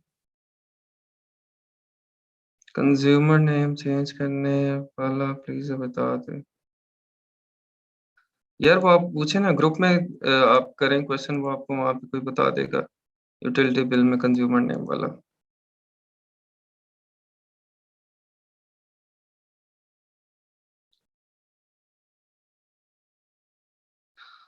उसके आप स्टैट चेक करें ना, दीवान बेड्स आप अमेज़न पे सेल अगर करने जा रही हैं, यूएस में या यूके में, तो एक दफ़ा पहले स्टैट चेक करें कि उसकी सेल कितनी है और कितने का सेल हो रहा है। यहाँ से जब वो यूएस या यूके पहुँचेगा, तो उसकी कितनी कॉस्ट बन जाएगी, ठीक है? तो उसको वो पहले के सारे के फैक्टर्स उसके वो देख लें। यूएस एलएलसी पे कनाडा में होलसेल स्टार्ट कर सकते।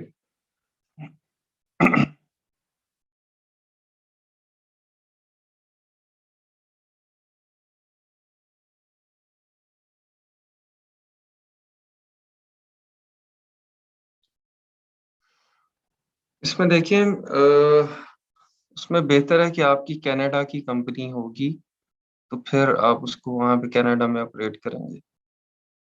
क्योंकि टैक्सेस और वो उन चीज़ों का वो मसला होगा ना, ठीक है? साथ ये कि आपको कैनेडियन अकाउंट के लिए, जब आप कैनेडियन अकाउंट का प्रोफ़ेशनल में कन्वर्ट करेंगे, तो फिर वो आपको जो डिटेल माँगेगा, वो कनाडा की टैक्स माँगेगा, ठीक है? वहाँ पे आप क्या देंगे?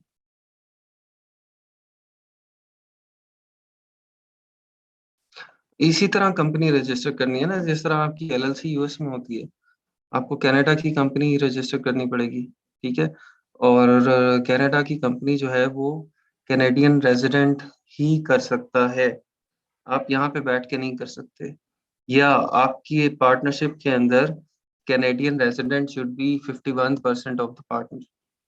वो 50% या 49% भी अगर पार्टनर है, तो वो क्या आपको वहाँ पे कंपनी नहीं मिलती है। तो वो 51% उसकी पार्टनरशिप होनी चाहिए या उससे ज़्यादा मिनिमम, तो फिर आप कंपनी ओपन कर सकते हैं, ठीक है? कैनेडियन रेज़िडेंट एक आपके साथ होना चाहिए, फिर आप उसको चला सकते हैं। वो वहाँ पे अप्लाई करता है और वो मेरे ख़्याल 5-6 महीने उसको ओपन होने में लगते हैं, फिर आपको बैंक अकाउंट वगैरह सारा कुछ मिल जाता है।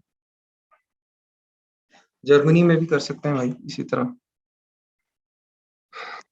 देखिए सिंपल सा कानून है, एक उसको समझ लें कि जिस भी कंट्री के अंदर आपने काम करना है, आपको वहाँ की टैक्स आइडेंटिटी चाहिए। विदाउट एनी टैक्स आइडेंटिटी आप कोई बिजनेस नहीं कर सकते किसी मुल्क के अंदर, ठीक है।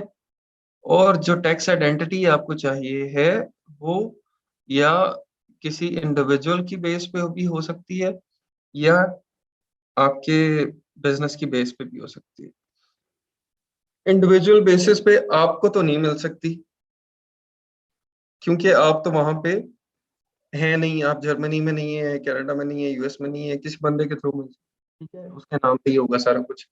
और बिजनेस भी अगर आपने ओपन करना है तो वो हर कंट्री की डिफरेंट रिक्वायरमेंट्स है, ठीक है। जिस तरह कनाडा की है कि भाई आप कैनेडियन बंदे को पार्टनर बनाएंगे, कैनेडियन रेजिडेंट को कंपनी मिलेगी, इसी तरह यूएस कहता है यूएस जिसने बिजनेस ओपन करना करे कोई मसला नहीं है। यूके कहता है आप यहाँ 5 मिनट बैठ के 12 पाउंड दें कंपनी ओपन कर ले, मुझे कोई इशू नहीं है, ठीक है। तो हर कंट्री की फिर अपनी अपनी मसले मसाइल हैं। अच्छा जी, यूके के केस में यूके लिमिटेड आपको चाहिए, बिजनेस वेबसाइट चाहिए, बिजनेस ईमेल एड्रेस चाहिए, वैट रजिस्ट्रेशन चाहिए, not compulsory in start but better to register. VAT registration, VAT registration आप लोग उसके अंदर अभी ना पड़े क्योंकि 85,000 पाउंड्स तक आपको एग्जेम्पशन होती है। 85,000 पाउंड्स तक की जब तक आप सेल नहीं करते यूके के अंदर तब तक आपको वैट पे नहीं करना होता, ठीक है। तो अगर तो आप बहुत ज़्यादा एम्बिशियस हैं यूके में होलसेल के लिए या प्राइवेट लेवल के लिए और बड़े लॉन्ग टर्म प्लान है, हैवी इन्वेस्टमेंट है आपके पास, आपको पता है कि मैं सस्टेन कर जाऊंगा अगले 1 2 3 साल और इसी को करना है और कुछ नहीं करना, तो फिर आप वैट रजिस्टर स्टार्ट में, ठीक है, स्टार्ट में ही करवाएं, वो बहुत ज़रूरी है।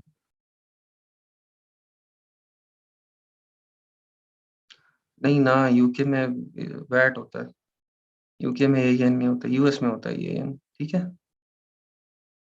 यूके में वैट होता है, वैल्यू एडेड टैक्स, ठीक है। वैट नंबर होता है, जिस तरह एएन नंबर है ना यूएस में, तो यहाँ वैट नंबर। अच्छा, यहाँ पे ये कंपलसरी है ईआईएन, लेकिन यूके में ये कंपलसरी नहीं है, ये फर्क है इसके अंदर। अच्छा जी, इसके बाद आ जाए technology terminologies use in FBA wholesale. Terminologies different use होती होंगी, ये इनको एक दफा देख लें, इसकी पिक्चर ले लें, स्क्रीनशॉट ले लें, ताकि ये सब चीज़ें आपने पहले की हुई हैं, फुलफिलमेंट सेंटर वगैरह, हाँ ये सब पता है आपको, कोई नई चीज़ तो नहीं है इसमें। एक प्रेप सेंटर है, फुलफिलमेंट सेंटर है, वो मैं आपको बता देता हूँ। मैन्युफैक्चर बारकोड्स, मैन्युफैक्चर ये जब आपको शिपमेंट प्लान क्रिएट करूँगा वहाँ पे मैं बता दूंगा। और बाय बॉक्स बता दिया भी, ये सर आपको पता है। ब्रिक एंड मोटर बता देता हूँ, ब्रिक एंड मोटर स्टोर होते हैं जो जनरल स्टोर्स होते हैं, जिस तरह के मैं आपको बताया कि गली मोहल्ले के जो स्टोर होते हैं ना, जनरल स्टोर उसको कहते हैं ब्रिक एंड मोटर स्टोर। तो जब आप कुछ ब्रांड्स के पास जाते हैं और या कुछ डिस्ट्रीब्यूटर्स के पास जाते हैं तो वो आपसे पूछते हैं कि आपका ब्रिक एंड मोटर स्टोर है।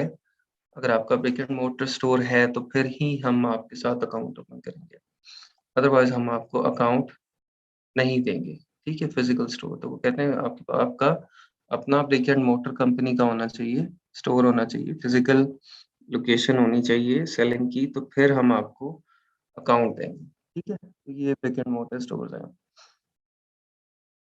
अच्छा, और इसके अंदर मैंने बताया था prep centre, fulfilment centre. Prep centre क्या होता है? मैंने एक डिस्ट्रीब्यूटर से प्रोडक्ट ले ली, डिफरेंट प्रोडक्ट्स ले ली, 100 यूनिट मैंने एक चीज के ले लिए, ए के 100 यूनिट, बी के ले लिए 100 यूनिट, सी के ले लिए, सारा कुछ उसने एक कार्टन में पैक किया।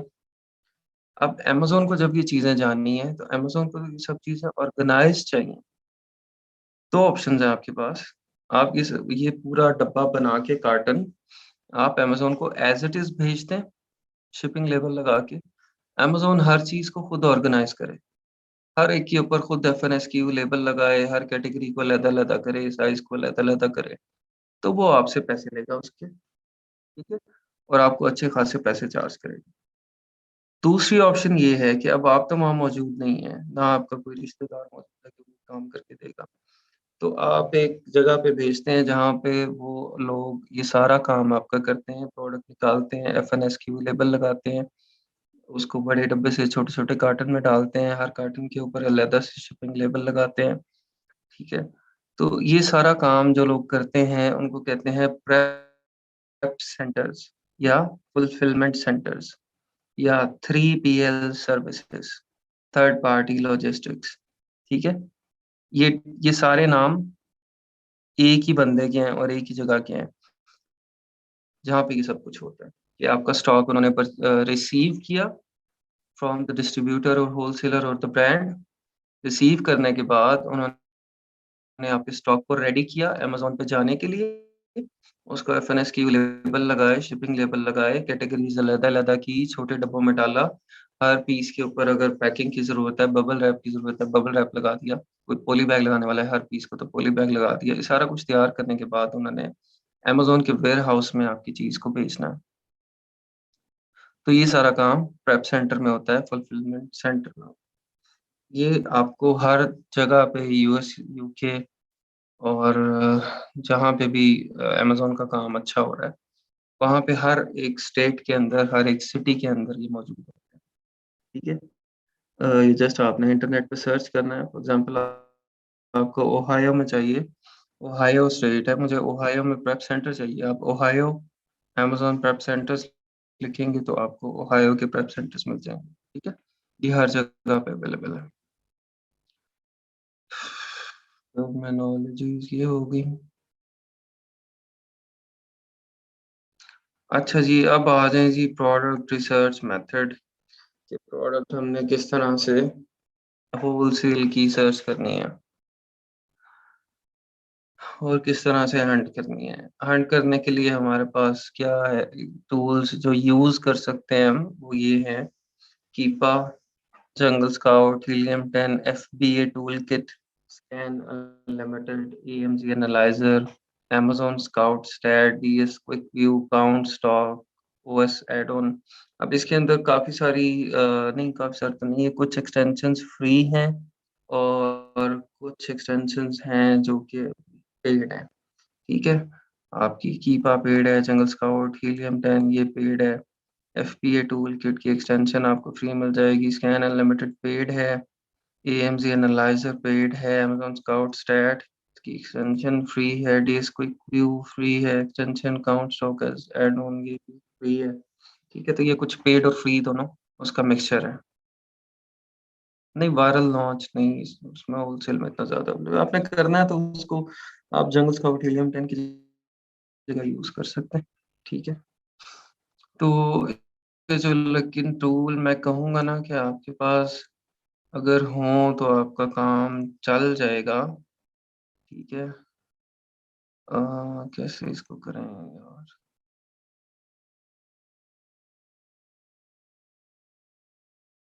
कौन-सा कलर करें? नहीं करता। ठीक है, कीपा होना चाहिए आपके पास, जंगल स्काउट, हीलियम 10, ठीक है? या सिर्फ़ हीलियम 10 और कीपा, ठीक है? जंगल स्काउट भी आप इसमें एलिमिनेट कर सकते हैं। ये 2 आपके पास लाज़मी होने चाहिए होलसेल के लिए, ठीक है? दे आर मस्ट, मिनिमम, ये मिनिमम रिक्वायरमेंट है।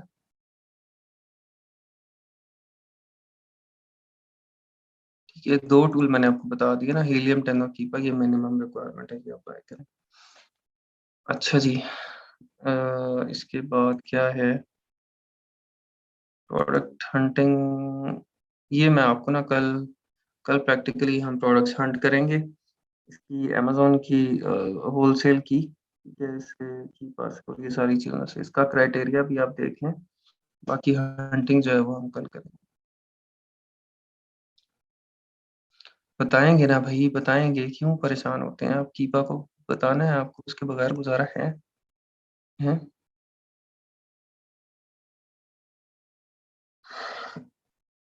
अच्छा जी, कीपा से हम जो प्रोडक्ट सर्च करते हैं उसके अंदर क्राइटेरिया ये रखना है हमने, ठीक है। ये हम कल करके देखेंगे किस तरह से आपने सर्च करनी है। वहाँ पे उसका डाटा टैब है, प्रोडक्ट फाइंडर है, वहाँ पे हम ये फिल्टर्स अप्लाई करते हैं बेसिकली, ठीक है।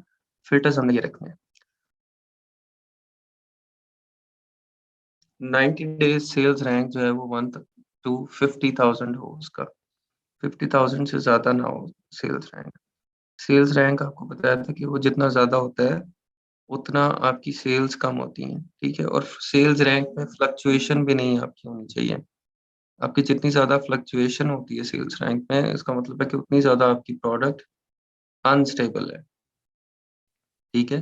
कभी इसकी सेल ज़्यादा हो रही है, कभी कम हो रही है, तो प्रोडक्ट स्टेबल नहीं है, अनस्टेबल है। तो सेल्स रैंक में स्टेबिलिटी बहुत ज़रूरी है, आप चेक करें। हम कीपा ग्राफ से भी चेक करेंगे, लेकिन अभी प्रोडक्ट हंटिंग के अंदर हम 50,000 मैक्सिमम बीएसआर को रखेंगे।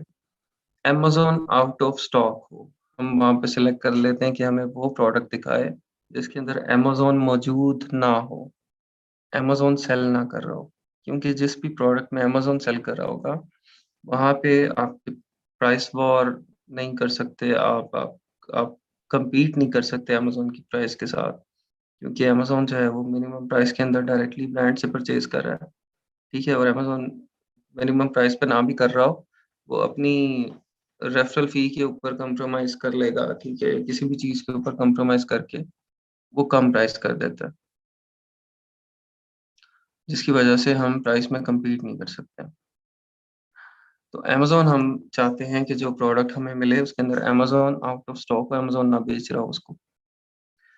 कैटेगरी कोई भी सिलेक्ट कर लेंगे, ठीक है। कैटेगरीज़ कल देखते हैं कौन-कौन सी अ, अच्छी कैटेगरीज़ हैं जहाँ पे हमें होलसेल की प्रोडक्ट्स मिल सकती हैं। New offer count, minimum 4 maximum lead length. अच्छा, ये क्या चीज़ है?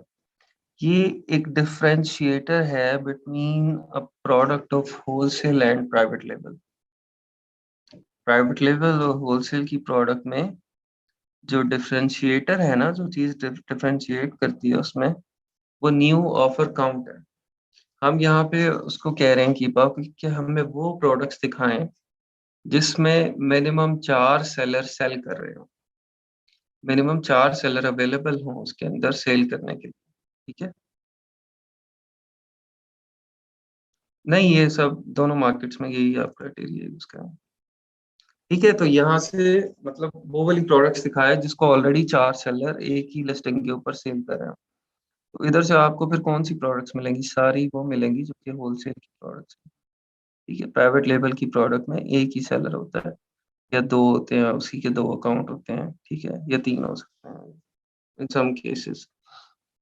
तो जो होलसेल की प्रोडक्ट है उसमें 4 से ज़्यादा जो सेलर्स हैं वो अवेलेबल होंगे, ठीक है। तो हमने इसको कह दिया कि वो प्रोडक्ट दिखाए जिसमें मिनिमम 4 सेलर्स सेल करे हुए हैं की लिस्टिंग के ऊपर। बाय बॉक्स की ऑप्शन पे हम सिलेक्ट करते हैं कि third party FBA fulfilled by Amazon हो रहा हो उसके अंदर, ठीक है। हम ताकि एफबीए की प्रोडक्ट्स हम देख सकें, क्योंकि इसके अंदर होलसेल में हम एफबीए ही करते हैं, क्योंकि डिफरेंट टाइप का स्टॉक है, डिफरेंट टाइप के यूनिट्स हैं, सबका स्टॉक मेंटेन करना, उनकी शिपमेंट करना, एफबीए करेंगे होलसेल में। रिव्यूज मिनिमम 50 हो प्रोडक्ट के, मैक्सिमम जितने मर्जी हो, लेकिन मिनिमम 50 होनी चाहिए। मतलब थोड़ी सी पुरानी प्रोडक्ट हो, ये ना हो कि बिल्कुल नई लॉन्च, उसके फ्यूचर का ही नहीं पता, उसकी अपने लिस्टिंग के फ्यूचर का नहीं पता, ठीक है। मिनिमम 50 रिव्यूज वाली प्रोडक्ट होनी चाहिए। रेटिंग रेटिंग मिनिमम 4 होनी चाहिए यहाँ पे। खराब रेटिंग वाली, बल्कि 4 से भी आप कोशिश करें कि 4.3 4.4 मिनिमम इतनी आप लें, ठीक है। खराब रेटिंग वाली प्रोडक्ट कभी भी ना लें, क्योंकि एक प्रोडक्ट की अपनी रेटिंग खराब है तो वो आपकी भी फीडबैक को खराब करेगा, ठीक है। कस्टमर उससे अनॉय होगा, खुश नहीं होगा, और आपकी रेटिंग के ऊपर फर्क पड़ेगा। प्रोडक्ट टाइप में physical product without variation,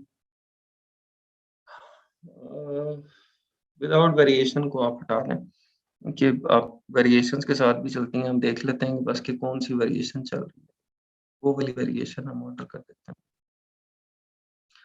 Amazon offer, no Amazon offer exists, check adult pros, you can try a different range as per your budget or requirement। ठीक है, ये आपका कीपा का इनिशियल हंटिंग क्राइटेरिया होगा। ये हीलियम का है, ये जंग स्काउट का। ये आपको मैं कल करके दिखाऊंगा तीनों के क्राइटेरिया के ऊपर ना, आपको प्रोडक्ट निकाल के दिखाएंगे, वहां से आपको पता चलेगा। ये आपकी रिकमेंडेड कैटेगरीज हैं कि इनिशियली जिसके अंदर आपने जाना है और सर्च करना है। ठीक है, इन कैटेगरीज के अंदर हमने प्रोडक्ट को सर्च करना है।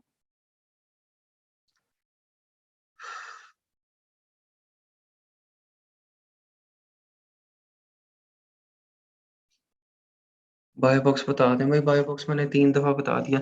बाय बॉक्स कौन बताएगा भाई, जल्दी से हैंड रेज करें, समझा दे अच्छी तरह से इनको, जिस जिसके दिमाग में बाय बॉक्स का मसला रह गया, फिट होने वाला।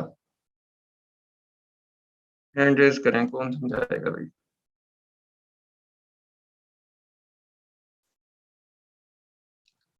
है कोई बंदा, कोई किसको बाय बॉक्स का पता हो? हम्म, किधर हैं 186 लोग, कोई बता दे।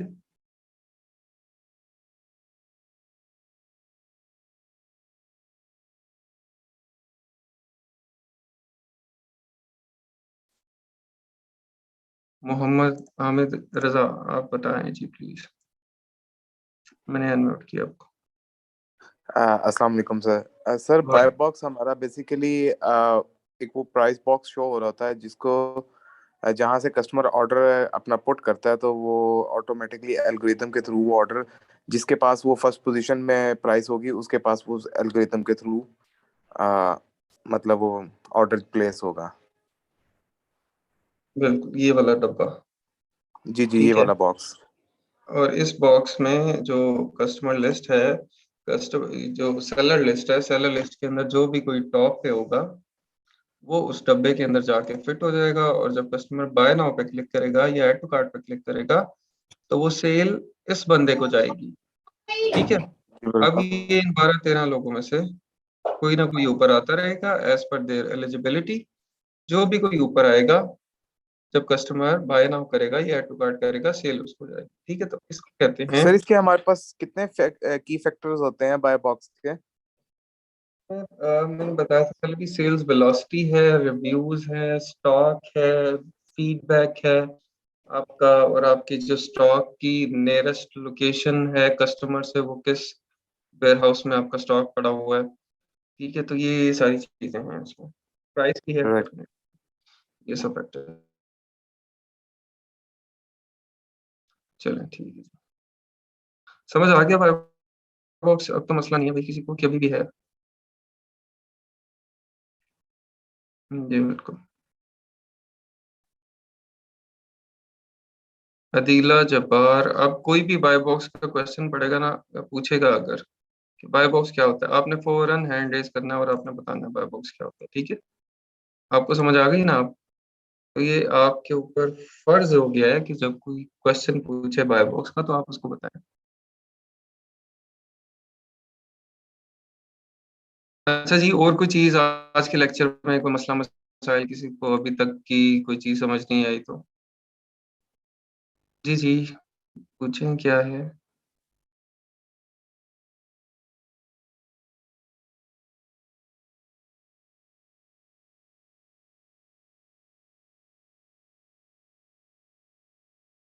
अच्छा, लास्ट लेक्चर को स्टूडेंट से लेते हैं इसी, ऐसे क्या पॉसिबल है लेक्चर एंड करते हुए आज के लेक्चर का? हाँ जी बिल्कुल, बिल्कुल पॉसिबल है, इसको दे देंगे कल से इंशाल्लाह। अभी आज तो मैंने ये जितना आपको पढ़ाया है वो बड़ी मुश्किल से पढ़ा है। ठीक है, कल से इंशाल्लाह आपको और भी उसका दे दिया करेंगे। और कोई क्वेश्चन, कोई मसला, कोई परेशानी किसी की, कोई दुख, कोई तकलीफ हो किसी को?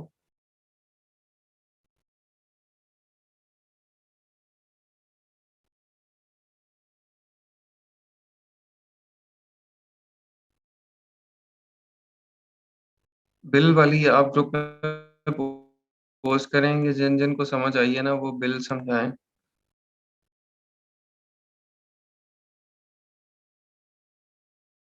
फ्री रिटर्न हर एक कस्टमर को मिलती है अमेजोन में। हाँ जी, आप मुझे मेरीन इनबॉक्स कर दें डिटेल उसकी, और कोशिश कीजिएगा जो वो जो शीट है ना, प्रोडक्ट एनालाइजेशन शीट जो एक शेयर की हुई ग्रुप में, उसके ऊपर स्टैट्स लिख के आप शेयर करें।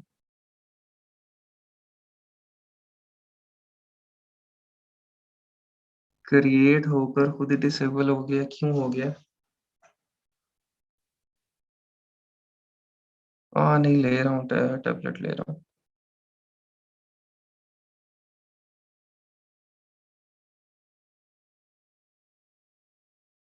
अनम जब्बार, आप ना इनको एक वीडियो बना के इसी तरह स्क्रीनशॉट वाली वीडियो नहीं होती, आप ग्रुप में पोस्ट करते हैं, ठीक है?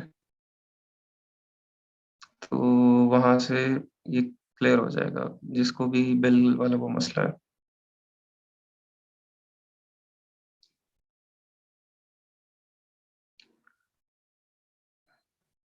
फ्री रिटर्न का मतलब है कि आप उसको वापस कर सकते हैं और आपको कोई पैसे चार्ज नहीं होंगे किसी किस्म के।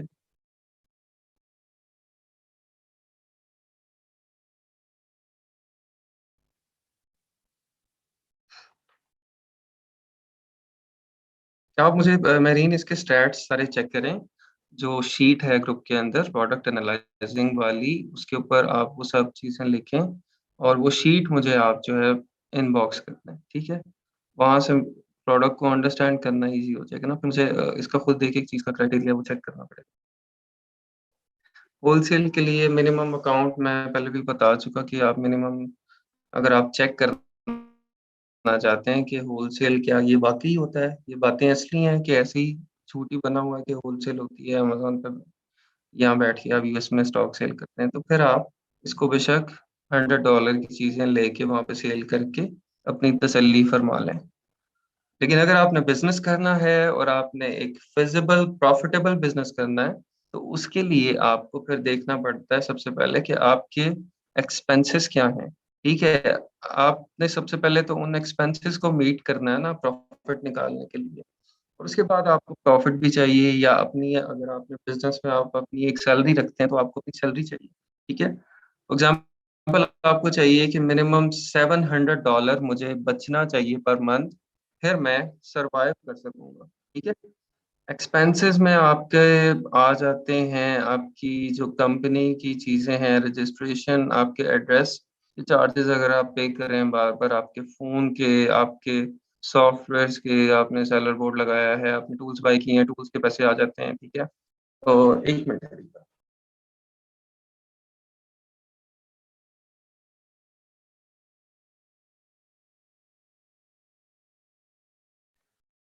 ठीक है, ये सब आपके एक्सपेंसेस हैं। तो एक्सपेंसेस, या आपने कोई वीए रखा हुआ है, कोई आपने कोई बंदे रखे हैं जो कि आपको प्रोडक्ट हंट कर करके दे रहे हैं, क्योंकि यहाँ पे continuous supply of products wholesale में बहुत ज़रूरी है। क्योंकि मैंने आपको बताया कि आपने एक प्रोडक्ट, मैंने ये परचेज़ कर लिए, 100 पीस उसके मैंने लेके बेच दिए, दोबारा लेने गया हूँ तो मुझे इसका स्टॉक ही नहीं मिला। तो I should have continuous supply of products to continue. तो वो कंटिन्यूस सप्लाई के लिए या तो आप खुद दिन-रात लगे हुए हैं, या आपने कोई टीम में 1-2 लोग रखे हुए हैं, ठीक है? कोई 2-3 बंदे आपके लिए प्रोडक्ट्स ढूँढ रहे हैं, उनके खर्चे, उनके एक्सपेंसेस, सैलरीज़ वगैरह। तो इफ यू सी के $500-700 आपके एक्सपेंसेस हैं, ये तो निकलने ही चाहिए, ठीक है? For first 6 months, even if I don't get any profit, तो मेरे एक्सपेंसेस पूरे होने चाहिए। तो फिर उसके लिए आपको $500-700 कमाना है होलसेल में। ठीक है, तो अगर मैं देखूँ कि मुझे $700 कमाना है और मैं यूएस के अंदर सेल कर रहा हूँ, तो मेरा नेट प्रॉफ़िट जो है वो $700 कहाँ पे बनेगा? मैं अगर $5000 सेल कर रहा हूँ 1 मंथ में, ठीक है? और मुझे 15% प्रॉफ़िट होता है, तो फिर जाके $750 मुझे बचता है, ठीक है? तो फिर $5000 इनिशियली, आप $5000 1 महीने में उसका स्टॉक परचेज़ करके, और अगर उसको 1 महीने में ही निकाल लेते हैं इन इन फर्स्ट फ्यू मंथ्स, तो I think it's an achievement, ठीक है? पहले 1-2 महीने आप अगर $5000 का स्टॉक परचेज़ करते हैं, उसको 1 महीने के अंदर ही निकाल लेते हैं, तो इट इज़ एन अचीवमेंट। 15% आपको उस पर प्रॉफिट हो जाता है, तो $750 आपको बच जाएंगे, ठीक है। लेकिन अभी क्या हुआ, आपने कुछ नहीं कमाया है, आपकी जेब में कुछ नहीं आया है अभी। आपने $5,000 लगाया, दिन रात एक ही होलसेल अकाउंट बनाया, स्टॉक लिया, बेचा, $750 आपको बचा। ये $750 की आपने जो थे वो एक्सपेंसेस कर दिए, ठीक है। एक्सपेंसेस में आपने टीम रखी जो आपको प्रोडक्ट्स ढूंढ के देती है, और वो सारा कुछ वहां पे आपने कर दिया। तो अगर आपने टीम नहीं रखी, अगर आप खुद कर रहे हैं, तो फिर आप लगा लें कि कोई आपके कोई $150-$200 आपके मैक्सिमम $150-200 खर्चे हैं, तो 500 आपको बच गया, $5,000 लगाने के, ठीक है। इसी तरह आप इसको इंक्रीज करेंगे तो फिर आगे आपको फर्क कहाँ पे पड़ेगा। अभी आपने $5,000 को एक महीने में एक दफा रोटेट किया, जब आप इसको 1.5 टाइम्स रोटेट करेंगे तो क्या होगा, this $5,000 will automatically become $7,500। Original investment आपकी 5,000 ही है, बट आपका ROI ज्यादा होगा, क्योंकि आपने उसको रिटेट जल्दी कर लिया है, आपने स्टॉक को जल्दी सेल करके अगला स्टॉक जल्दी बाय कर लिया, ठीक है। तो फिर आपका 15% 7,500 के ऊपर निकलेगा, ठीक है। That would be 1,125। तो ये स्किल आपको फिर एक्सपीरियंस के साथ आएगी कि आपने अपना 5,000 को एक महीने में 1.5 दफा या 2 दफा रोटेट करना, ठीक है। 2 ऑप्शन है ना आपके पास, या तो आप 5,000 को 1.5 दफा यूज कर लें, 2 दफा यूज कर लें, या फिर आप $10,000 लगा दें, ठीक है। तो ये जो है वो आपका प्रॉफिट कैलकुलेशन इस तरह से निकलती है। कोई फिक्स चीज नहीं है कि मैं आपको कहूँ भाई $3,000 लगा दें, यहाँ से आपका अमेज़न बिजनेस शुरू हो जाएगा, शुरू होने के बाद आपका जो है वो इतने पैसे आपको बचना शुरू हो जाएंगे। ऐसे नहीं होता, ठीक है, ऐसे नहीं होता। बहुत ज्यादा फैक्टर्स हैं उसके अंदर। चलें ठीक है जी, मुलाकात होती है फिर कल आप लोगों से, और आप लोग चीजें जो है वो खुद लाजमी उसको टाइम दिया करें थोड़ा सा, ठीक है। ओके जी, अल्लाह हाफिज़, अस्सलाम वालेकुम, अल्लाह हाफिज़।